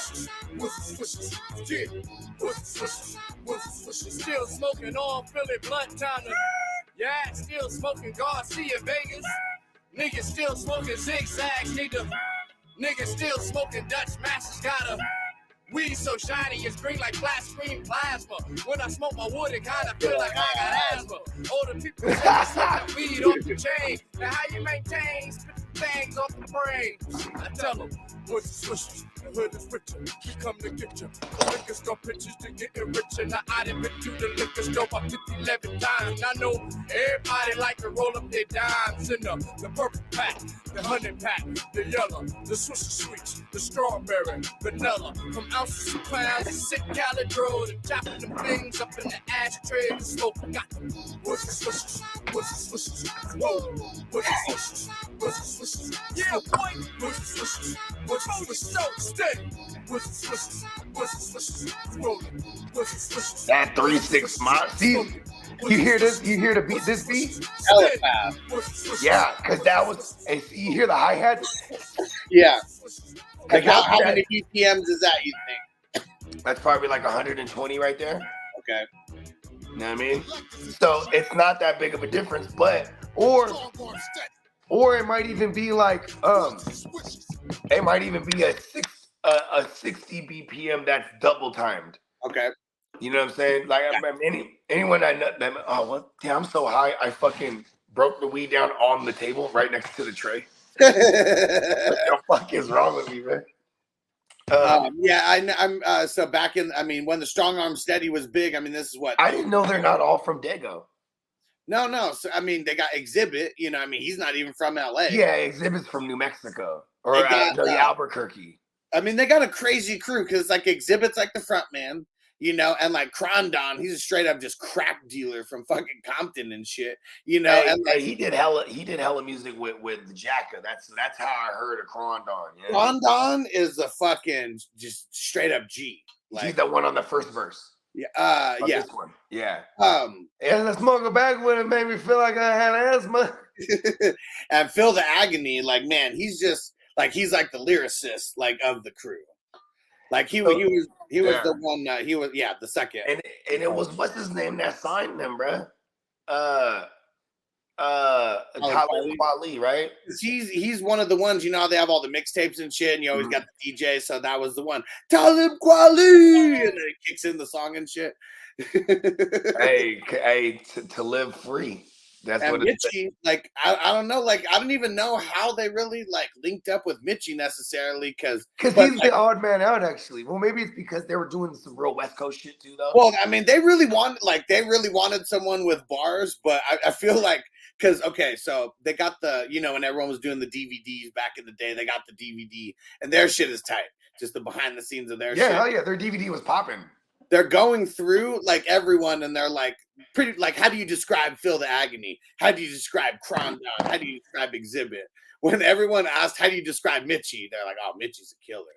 And like all hella serious too. I was like, oh man, yeah, he's a killer, bro. And then it's like they go from that to like they're at the gun range. You know, they got the gun range footage. You know, I think that might have been one of the earlier questions I asked you once I knew you're from Dago. Like, you fuck with Mitchie? And you're like, hell yeah, man, come on, man. They start naming all these albums. I'm like, oh, I don't know any of those. It's just that my guy's from Dago. I thought he was king to them. You know what I mean? Well, one of the hey, Crispy gifting a 420 crew membership, and it's our man Kidda who's on the receiving end. It's awesome when it's like, you know, one of the regulars who get it. Yeah, hell yeah. Shout out to Kidda, man. You're gonna get that 6-figure job, blood. I'm telling you. What the thing that's hella dope is I could see Mitchie anywhere and he'll still remember me. And it was because I met him right after high school, got out. I'm 18. Who knows how fucking old he is at that time? I think he's like 15 years older than me or something. And it was a show, some show. He wasn't even performing. He was just there kind of supporting. It was a Little B-Stone concert, and just one of the Bloods from the Hound Foundation, so he was just kind of in attendance, but he wasn't hanging out with nobody either. The Hound Foundation, I like that shit. They're hella gangster. They're that's the crew that ran. If you ever heard about Snoop getting run off the stage in San Diego, yeah, I've heard that. When all the Blood motherfuckers jumped on there, they throw that in the song. He was like, "Yeah, we're from the crew that ran Snoop and his homies off the stage." It was so wild because they had motherfuckers and security guards waiting, and as soon as it happened, they threw off their security shirts and they were up there throwing bows. Like, man, it was wild. Well, yeah, because most of the gangsters, that's what they do for an honest buck. They just be security at these events and shit. Yeah. And I mean, the LA politics is so crazy because it's like Diddy, like, you know, like when you come to LA, you know, that checking in shit is real. So it's like he was always aligned with the Crips. So anytime he came through, you had all the Crips, and they would pose as security.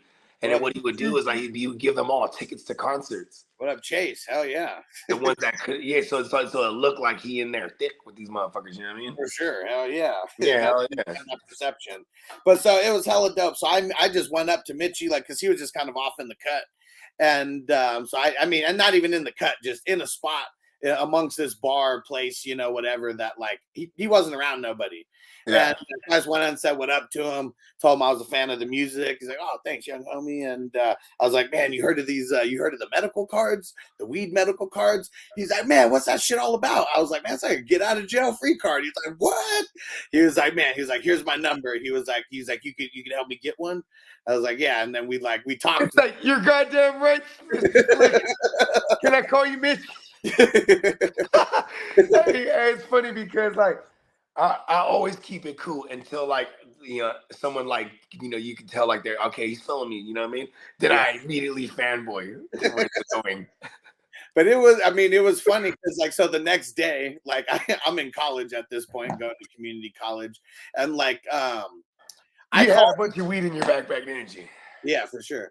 And I called him, and he called me back right when class was starting. So I like walked out of class to like take the call, you know. Fuck education. This is Mitchie calling me. And he's just, I'm telling him about the place and where I'm going to get him, an appointment at. It's going to cost $150, and I was like, the other dude in San Diego was like $1,000 for like the longest time. And you got to really have like cancer or some shit, to get it from him. I was like, this guy, you're going to go in, you're going to pay $150. You got to tell him a little story. And he was like, well, is anxiety one of those things? And he was like, I grew up in Southeast San Diego. I'm hearing gunshots every day. He was like, and it's so crazy because it's so true, right?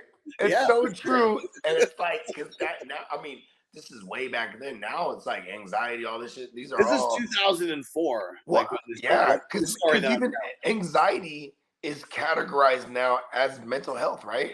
Yeah. Like that's, like so like people that don't think they're you know what I mean? Like anxiety, you know why they do that too? Because they're like, here, Xanax. Right, yeah, here, take these pills. Take these Xans.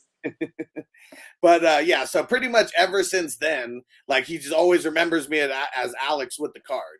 And so like, I mean, I even saw him. I've seen him times. Oh, you're never forgetting you. Yeah, and so like, because you plugged him with the joint too. Yeah. And so there was this one dude who he was at the spot that I worked. He was just kind of like the connection to all the hood rappers and all that. And it was funny because like he's like, Mitchie's having a party. Why don't you come through? And it's at some bar. And he introduced me to Mitchie like I never met him before. And I was like, I've known this dude for like almost 20 years at this point.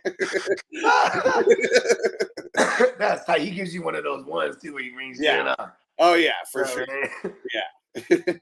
And it's still one of my most liked posts on Instagram, like from ever, was the picture from his party. Because I got the dope ass Robert Graham shirt on. I got the furry Kangol, on. He's doing his thing. He got the Cubans on, and he got the little sparkles on the table. You know what I mean? Yeah.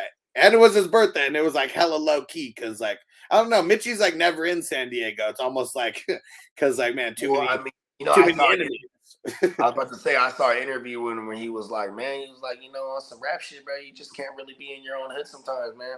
Yeah. He's like they don't want to see you make it. It's that crabs in the bucket shit. And he references the fact that a lot of these rappers that get popped, bro, they're getting popped in their own hood. You know what I'm saying? Like at this time, he was talking about this is hella years ago, but he was talking about that dude from the Coke Boys, French Montana's boy. Yeah. I forget the other rapper's name, bro. It's killing me. He was nice too. But this dude, he's from Harlem. Or no, he's from the Bronx. Yeah. And he's just in his Aston Martin, bro, in the hood at night, and then somebody just they I don't know if they stuck him up or someone shot him in his car, you know what I mean? And Mitchie Slick was actually the first interview that I did on the YouTube channel. Like out of anybody, he was the first. Right. He was the first YouTube interview that I did. So check it out. He was like, we were planning it to where it was going to be a smoke session, but man, he was at the airport. He was like, I got like an hour. I'm at the airport. He was like, man, we got to go get this money, and getting his features from all over the country. That was cool though, because okay, my man Brian out there. I remember when you brought me on with Damu. My man Demo's he's a San Jose blood. That's why I got a little just like, but yeah, with Damu. And then I've never, I knew him from I think a couple songs you had played me. But like I tell my man, I was like, I just did a show with Damu. He's like, what? He was tripping. And then he went to watch it. He was like, man, you didn't even ask him anything dumb. You don't know his shit, bro. I was talking to him about like the music making aspect. Right. And seeing like, man, I wish if I knew his music personally, I would reference things. Hey, how was it like recording this song with so and so, or you know what I mean? It was tough. That one was a tough interview because he was on his phone and he was on a delay, like a 30-second. Hey, that was funny though, because we did figure out his delay, remember? Yeah. He was like on a 30-second delay. So I'd be like, so how was it recording on like on the DAP tapes? All right, waiting for it. Oh man, the DAP tapes, man, you bringing it back. And then like he would have a lengthy answer, and then I would like chime in on some stupid interrupting Bogard shit, and then I would just ruin it. Like, oh shit, you gotta wait for him to hear it.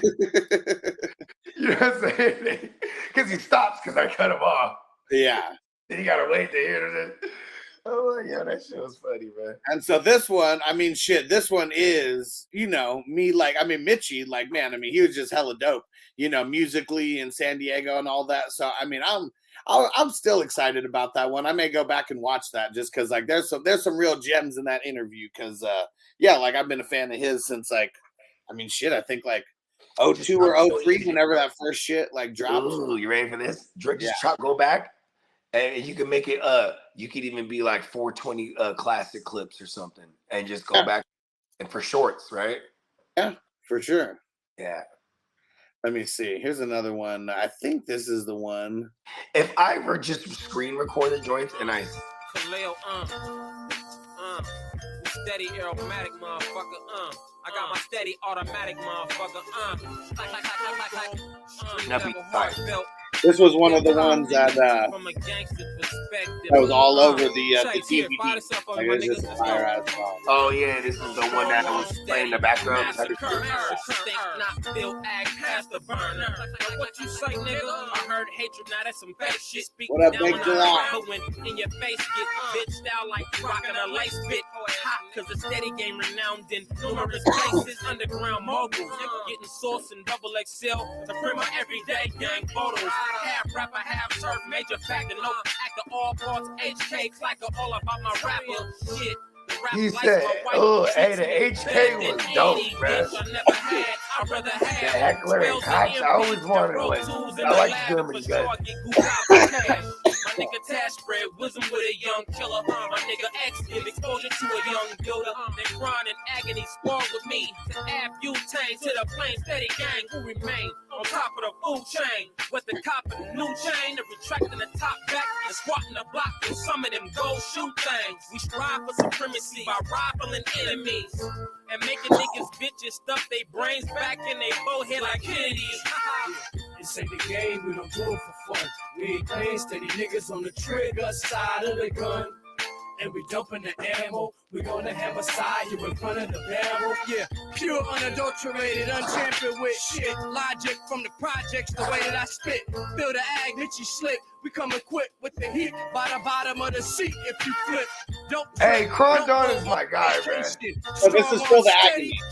Oh, Agony, yeah, Agony's my guy. That's what I meant to say that. I like him the best. He's the lyricist of the crew. He's the one that got the joint with the gap. He's the only one that's like an actual rapper. You know, like everyone else is like gangsters who are rapping. He's an actual rapper. Like that was his shit. And you said he was from? He's from LA. Him and Crondon are from LA. Okay. Crondon's the albino. He's the light-skinned one. He was like, I'm the one that you can take home to mama. Hey, you know what's crazy is you ever heard of Brother Ali? I don't know. He was another guy, another albino rapper, bro. Hella dope, bro. Doing it since Arsenio was in the mix with it. My content is part pimp, part hip, part righteous nigga, and part gangster shit. The black card. Right, let's see what Tino's talking about. He said, play that note. I got great. Oh, shit, that's my cousin, bro. The Federation in this one. Okay, before you play this, Nump, right?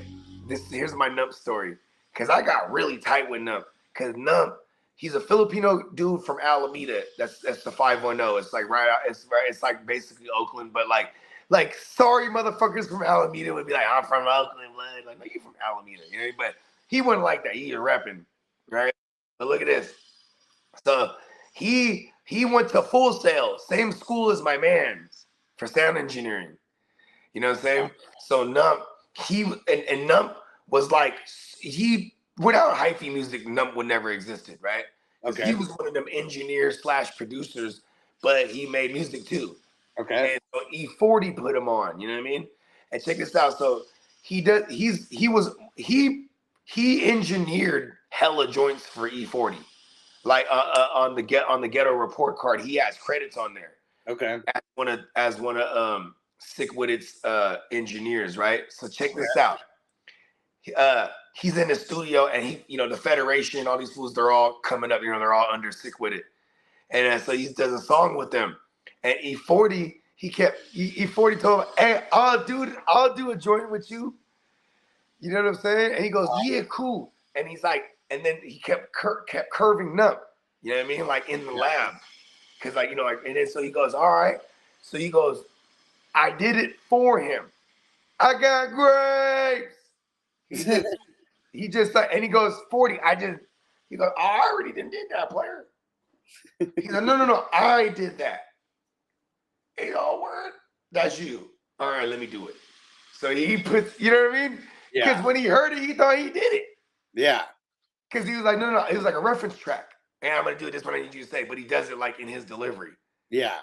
Yeah. So that because then this is the one that blew up, and it's funny because it's Nump's song, but he's on the third verse. So like in the radio, you never hear him because they would mix him out. You know what I mean?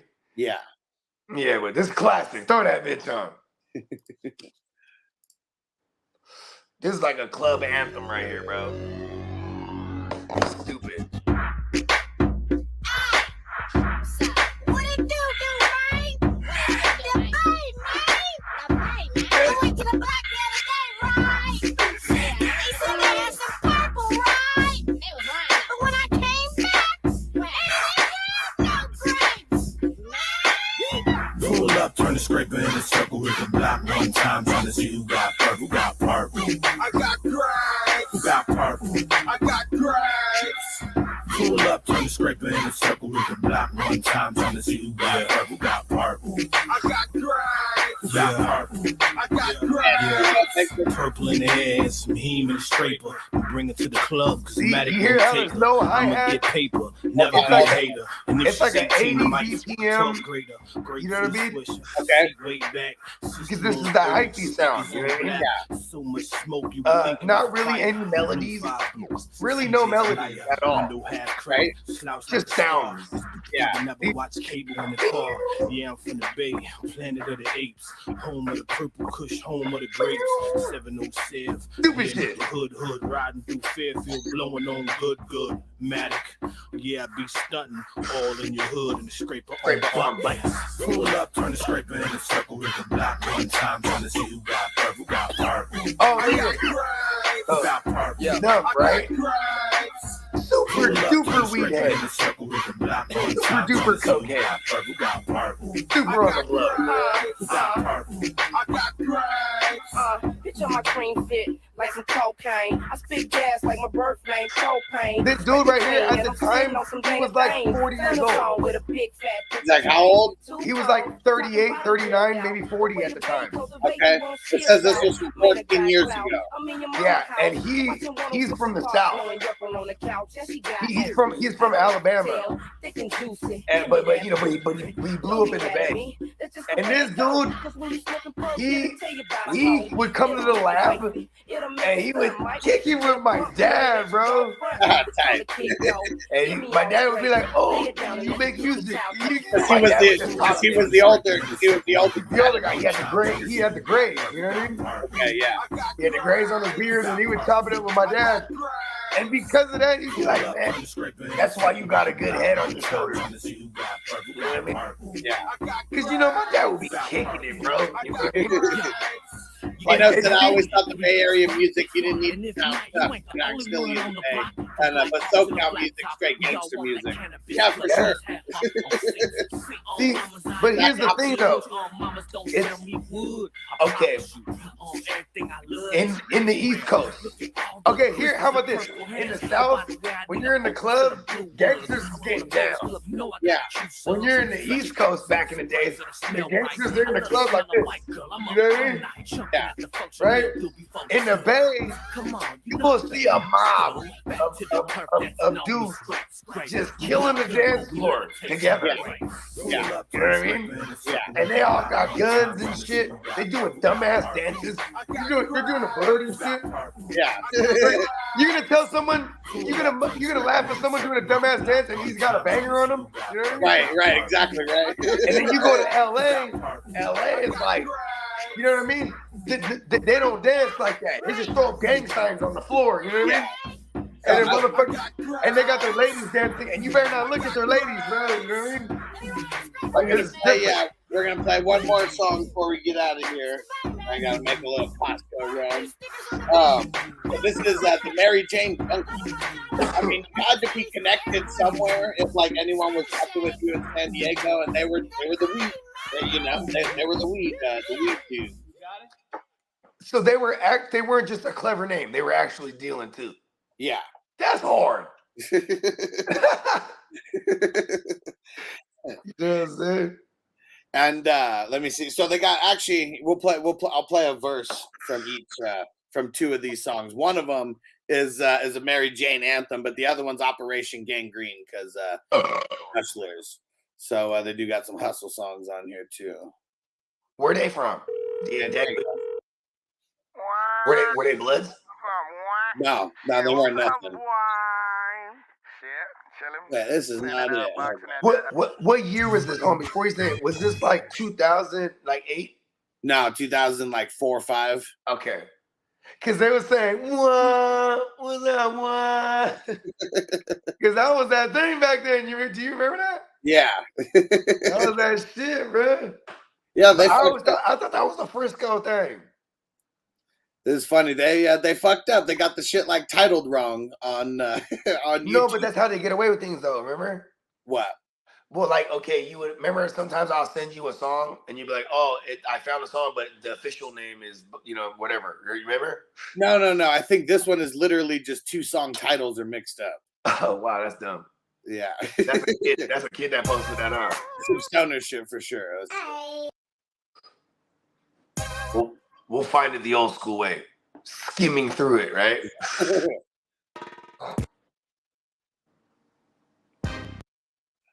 This is how I listen to beats. Yeah, maybe not. All right. Well, we'll just go to the. If ever you can't find something, just type in the artist's name and then a lyric from the hook. You know what I mean? That's how that's what's dope about YouTube. They even got it now where you can sing to that motherfucker. Yeah. Yeah, I saw the commercial. I might have done it a couple times. Let's see if so that's funny. This is not the Mary Jane Junkies channel on this one. Let's see if this guy got the right one. Nope, he got it wrong too. It's funny. Maybe are you remembering it wrong? Because now that's 2 people. No, I have this CD. Like I have this CD. He's like, listen, I'm from Diego, bro. You know how much weed I broke down on that weed case? Bro? I'm not remembering this wrong. Yeah, no, I'm with you. They got some slappers. Here goes the Mary Jane. Mary Jane. Mary Jane.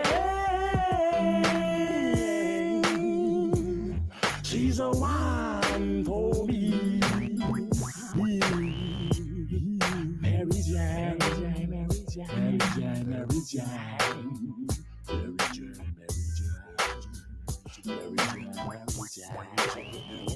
You know me, I'm smoking till the wheels fall off. Mixed with this Hennessy pouring like Lord. She's killing me softly, but possibly she got to me. I'm feeling this clip with quickness, addicted. I'm down to kill for this bitch. She got me stealing this shit. Maybe hit me up in Bailey, but fuck it, I love her and isn't 12 Gauge Shotty one of Guccini's homies? Yep. This is his group. Oh, word. Yeah. Because, because Guccini got mad ties to Diego, too. Yeah. Like, I think his daughter even just graduated college out there. Yeah, I forgot that you said that Guccini knows him. So this is the one where he goes solo on a song. And it's Solo Bolo. Yeah, 12 Gauge Shotty, he does, man, he got around, bro. Yeah. I never knew he was from Dago. I always just thought he was from LA and shit. Yeah, because he was doing a lot of pimping, right? So he was making He's everywhere. Yeah, bro, you're right, bro. I've been a rider since day one. Never caught slipping. I'm always ready to lick shots. They call me Young Shotty Pimpin', except I don't shoot hoop. Okay. Look at this. You want to know what defines the West Coast sound? Yeah. Back like Jordan. You're a man ago. I'm a motherfucking piano keys, actual deep bass lines, like not 808s necessarily, but bass lines played. Right? Instrumental like things, like funk influenced bass. But see, all the cool sounds, like all that, yeah. Those are called oscillators. And the West Coast sound, his signature is oscillators. Yeah. Dr. Dre, like I noticed that even the Diego sound is heavily, you know what I mean? Vocoders, you know what vocoders are, right? Nope. Okay, this is really cool. Remember you brought me on the Clubhouse a couple times and I didn't even say anything. I was just on there listening with Mitchie. Yeah. And Mitchie brought on a famous vocoder artist where it's so you have the tube and then you sing but you play the keys and it's like the robot kind of, you know, like the vocoder. Remember he had like yeah. Remember he was playing that shit on the Clubhouse? Yeah. That's West Coast sound too. You know what I mean? Because the West Coast hip hop sound from SoCal was birthed through the funk and like black soul like music. You know what I mean? Yeah. Because that's what was being sampled. Right. You know what I'm saying? That, you know, because the West Coast guys, you know, like my life. Yeah. In the sunshine. You know what I mean? Like that era of music was the shit being sampled. You know what I mean? George Clinton and the parliaments. Am I saying that wrong? The funky parliaments. I'm saying it wrong. I'll have to fact check that one. Which one? Yeah, George Clinton part of it. George Clinton and the parliaments. There you go. Yeah, you know what I'm saying? Like just, and you know what they were on, bro? George Clinton specifically, they were on LSD like crazy, bro. Like the music, it was like influenced, and you know what I mean? Like, remember he had the rainbow dreads? Yeah. And he didn't start doing that till he was old. You know what I mean? Yeah, that's when he started getting crazy though. Like those old ladies who got their hair like blue and purple and shit. That's what I'm saying, because he was on that LSD, bro. All right. One more bowl, and we'll get up out of here. We're gonna be back for FNT. Hey, I got a request while you smoke this bowl. All right. It's just a classic. I was just listening to it yesterday, but it's the Jacka, Good Girly. I don't remember if that's what it's called, but it's Good Girly. That'll find it. See, the Jacka, real deal, hardcore gangster, dope boy, right? Like the ones that came up, the Jacka Girls Say, the Jacka Girls, those two came up. Hey Girl. It's one of the first two. Right, hold on. It's one of them featuring Rob Lowe, if that's the one. None of these have a feature. Okay, click the first one, or put good girl. That no, that's not the one. But you know what? We're gonna slap this one. This is my shit. Okay. Yeah.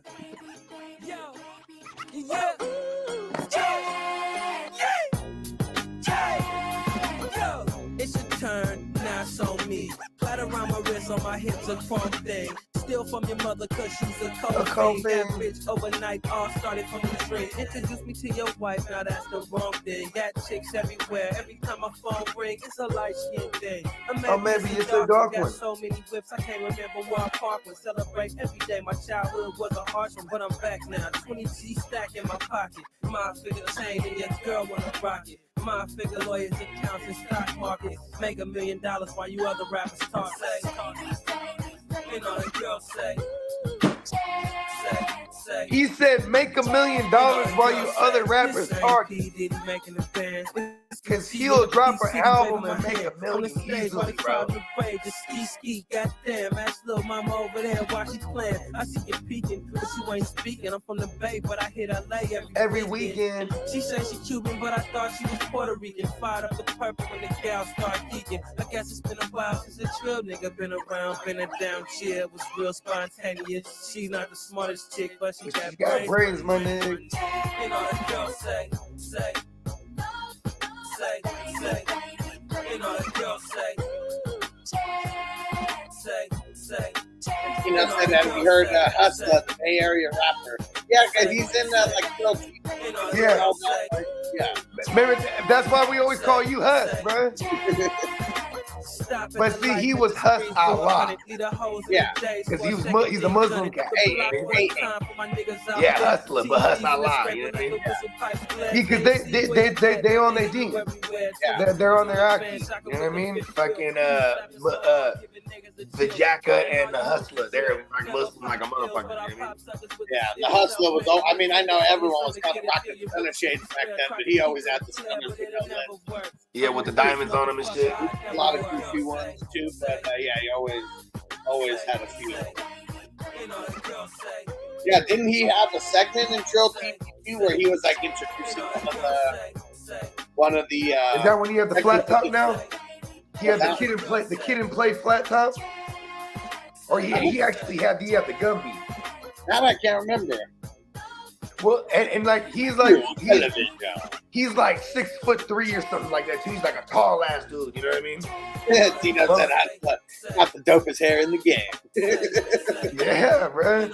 Because he was like already tall as fuck. Then he had this fucking, you know what I mean? And he rocked the big ass donkey, and he had the little California state little thing. It was like a like the California state. Yeah. Yeah, that was his joint. What's fucked up is that like they try to put the snitch jacket on him. Yeah.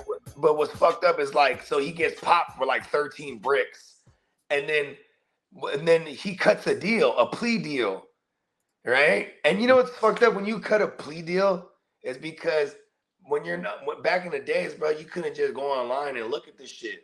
So you'd be like, bro, he cooperated, bro. He ratted. It's like, no, he cut a plea. Yeah. It's totally different. Yeah. You know what I mean? And a lot of times, I would say, and just in the court system in general, like 70, 60, 75. 80% is cooperating? Well, no. Well, I mean, cutting the plea deal. Oh, yeah, 90%. Cutting the plea deal is instead of taking it to court. Like that. And they go like this. No, they'll go like this. They'll say, hey, you facing 30 years to life. You know what I mean? Here's this deal. You know what I mean? Here's 15 or whatever, 10. You take it right now, but we're not taking it to court. Because that's really what it is. Is you don't go to trial, because like trials are hell of expensive for like. I was there 2005. It was the Mac Dre like birthday party. Yeah. And this was the first year of him dead. Yeah. It was this fat ass party at the Club Avalon. That's in Sunnyvale, California, right? And so anyway, so we're at this joint, and the Hus is about to go in for this big old case that he had been. You know what I mean? Yeah. So like, he was obviously part of this and whatnot. So like, it was like kind of his party too. Okay. You know what I mean? And like, he's funny because he just talks a gang of shit. Bitch, your face is ugly. Like he's on the mic and there's like all these bitches and shit. And he's like, bitch, your face is ugly. You're busted. Your face is ugly. I'm fucking gorgeous. Like that was his whole thing.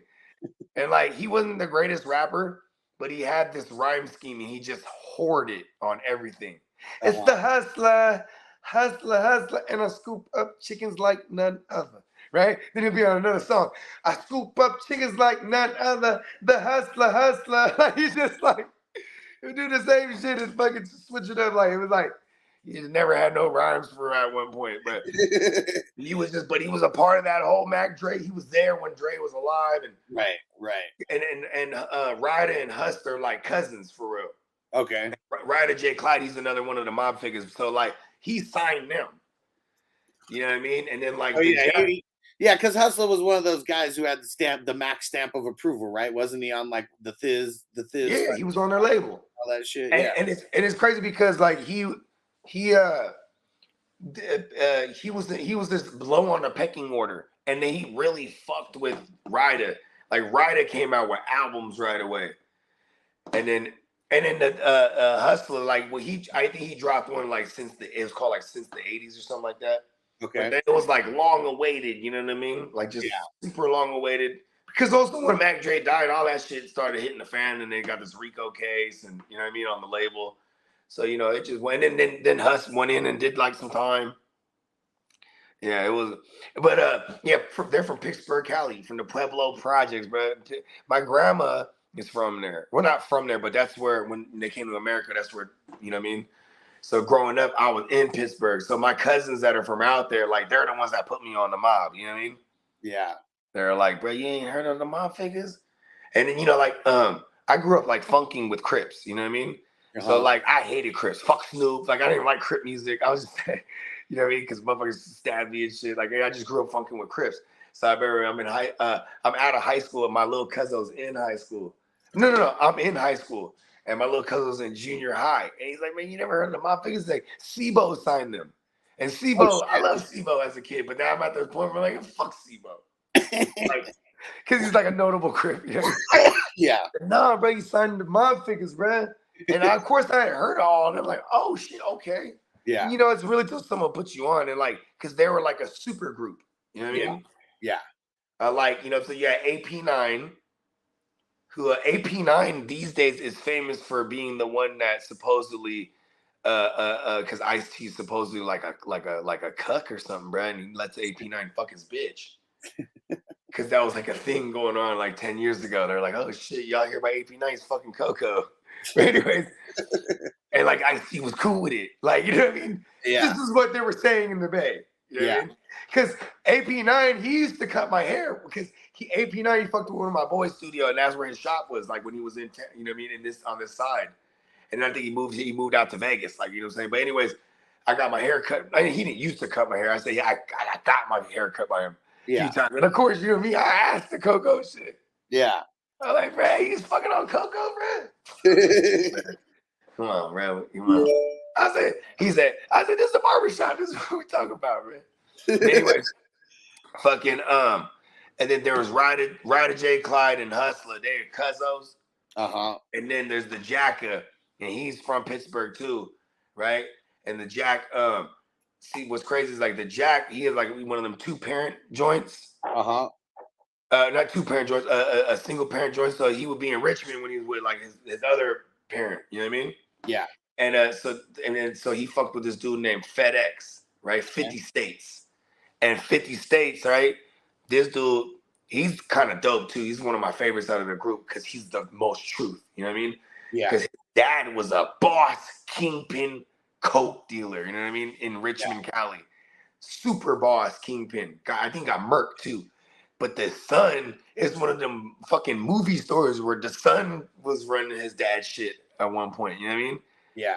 And that's why they call him 50 States, because it supposedly was everywhere. And then someone tried to murk the 50 States out, shot him in the face, and he survived, bro. You know what I'm saying? I don't think he's made music after that, but at least I've never been checking for it. But like, so here's this group of these crazy dope dealers, bro, like just all across the board. It's probably why I love their music so much. I hella identified with it. And then like the Jacka, we started kicking it with him for real. Yeah. You know what I'm saying? Like I did a song with him. And then when that day, it was crazy because that day he came through, my dad got in a crazy motorcycle accident. Oh, damn. So then like, and it was, you know, and the Jacka was on some like he was in the booth. When I got the call, I'm recording him. And then he's like he fucked up the take. And then I'm just like, you know what I mean? Normally I just bring it back. And then he's like, yo, he's knocking on the window. Like, yo, what's up? And I'm like, oh, shit, bro. And I'm like, I just got a call. My dad's in the hospital right now. And he goes, oh, man, that's cool, bro. Take your time, bro. Go do whatever you got to do. You know what I mean? And then my boy took over, right? And then when I came out, he was chopping with me. Oh, shit, man. He's like, you know. Then every time I saw him, he would ask, how's your dad doing, bro? You know what I mean? So that was like how, you know what I mean? Yeah. I got in with the, you know what I'm saying? But like, and he was always mad cool. Because after that one time of paying him to work with us, you know what I'm saying? We would pay him to do shows with us and shit like that. Yeah. Because like that was how we would make money. It's like, oh, we're about to throw a show. Throw the Jack like $1,200. He'll come through, do like a 20-minute set for real. You know what I mean? Yeah. And like because of him there, we would sell hella tickets. You know what I mean? Yeah. And it was like, so it was nothing. That was nothing to give him $1,200. You know what I mean? Like we're about to make like 5-6 bands a night. Yeah. You know what I'm saying? It's about to go down. Like, and he's doing it all the time, bro. And he would bring the mob out. Tight. The mob with him, just because that's just you know what I mean? Yeah, tight. But yeah, I could go on for days. Let's get out of here. Hell yeah. We'll see you guys back here for FNT in like, 3 hours? Yep. All right. Peace out. Defense on me. I don't want them to gain another yard. You blitz all night. If they cross the line of scrimmage, I'm going to take every last one of you out.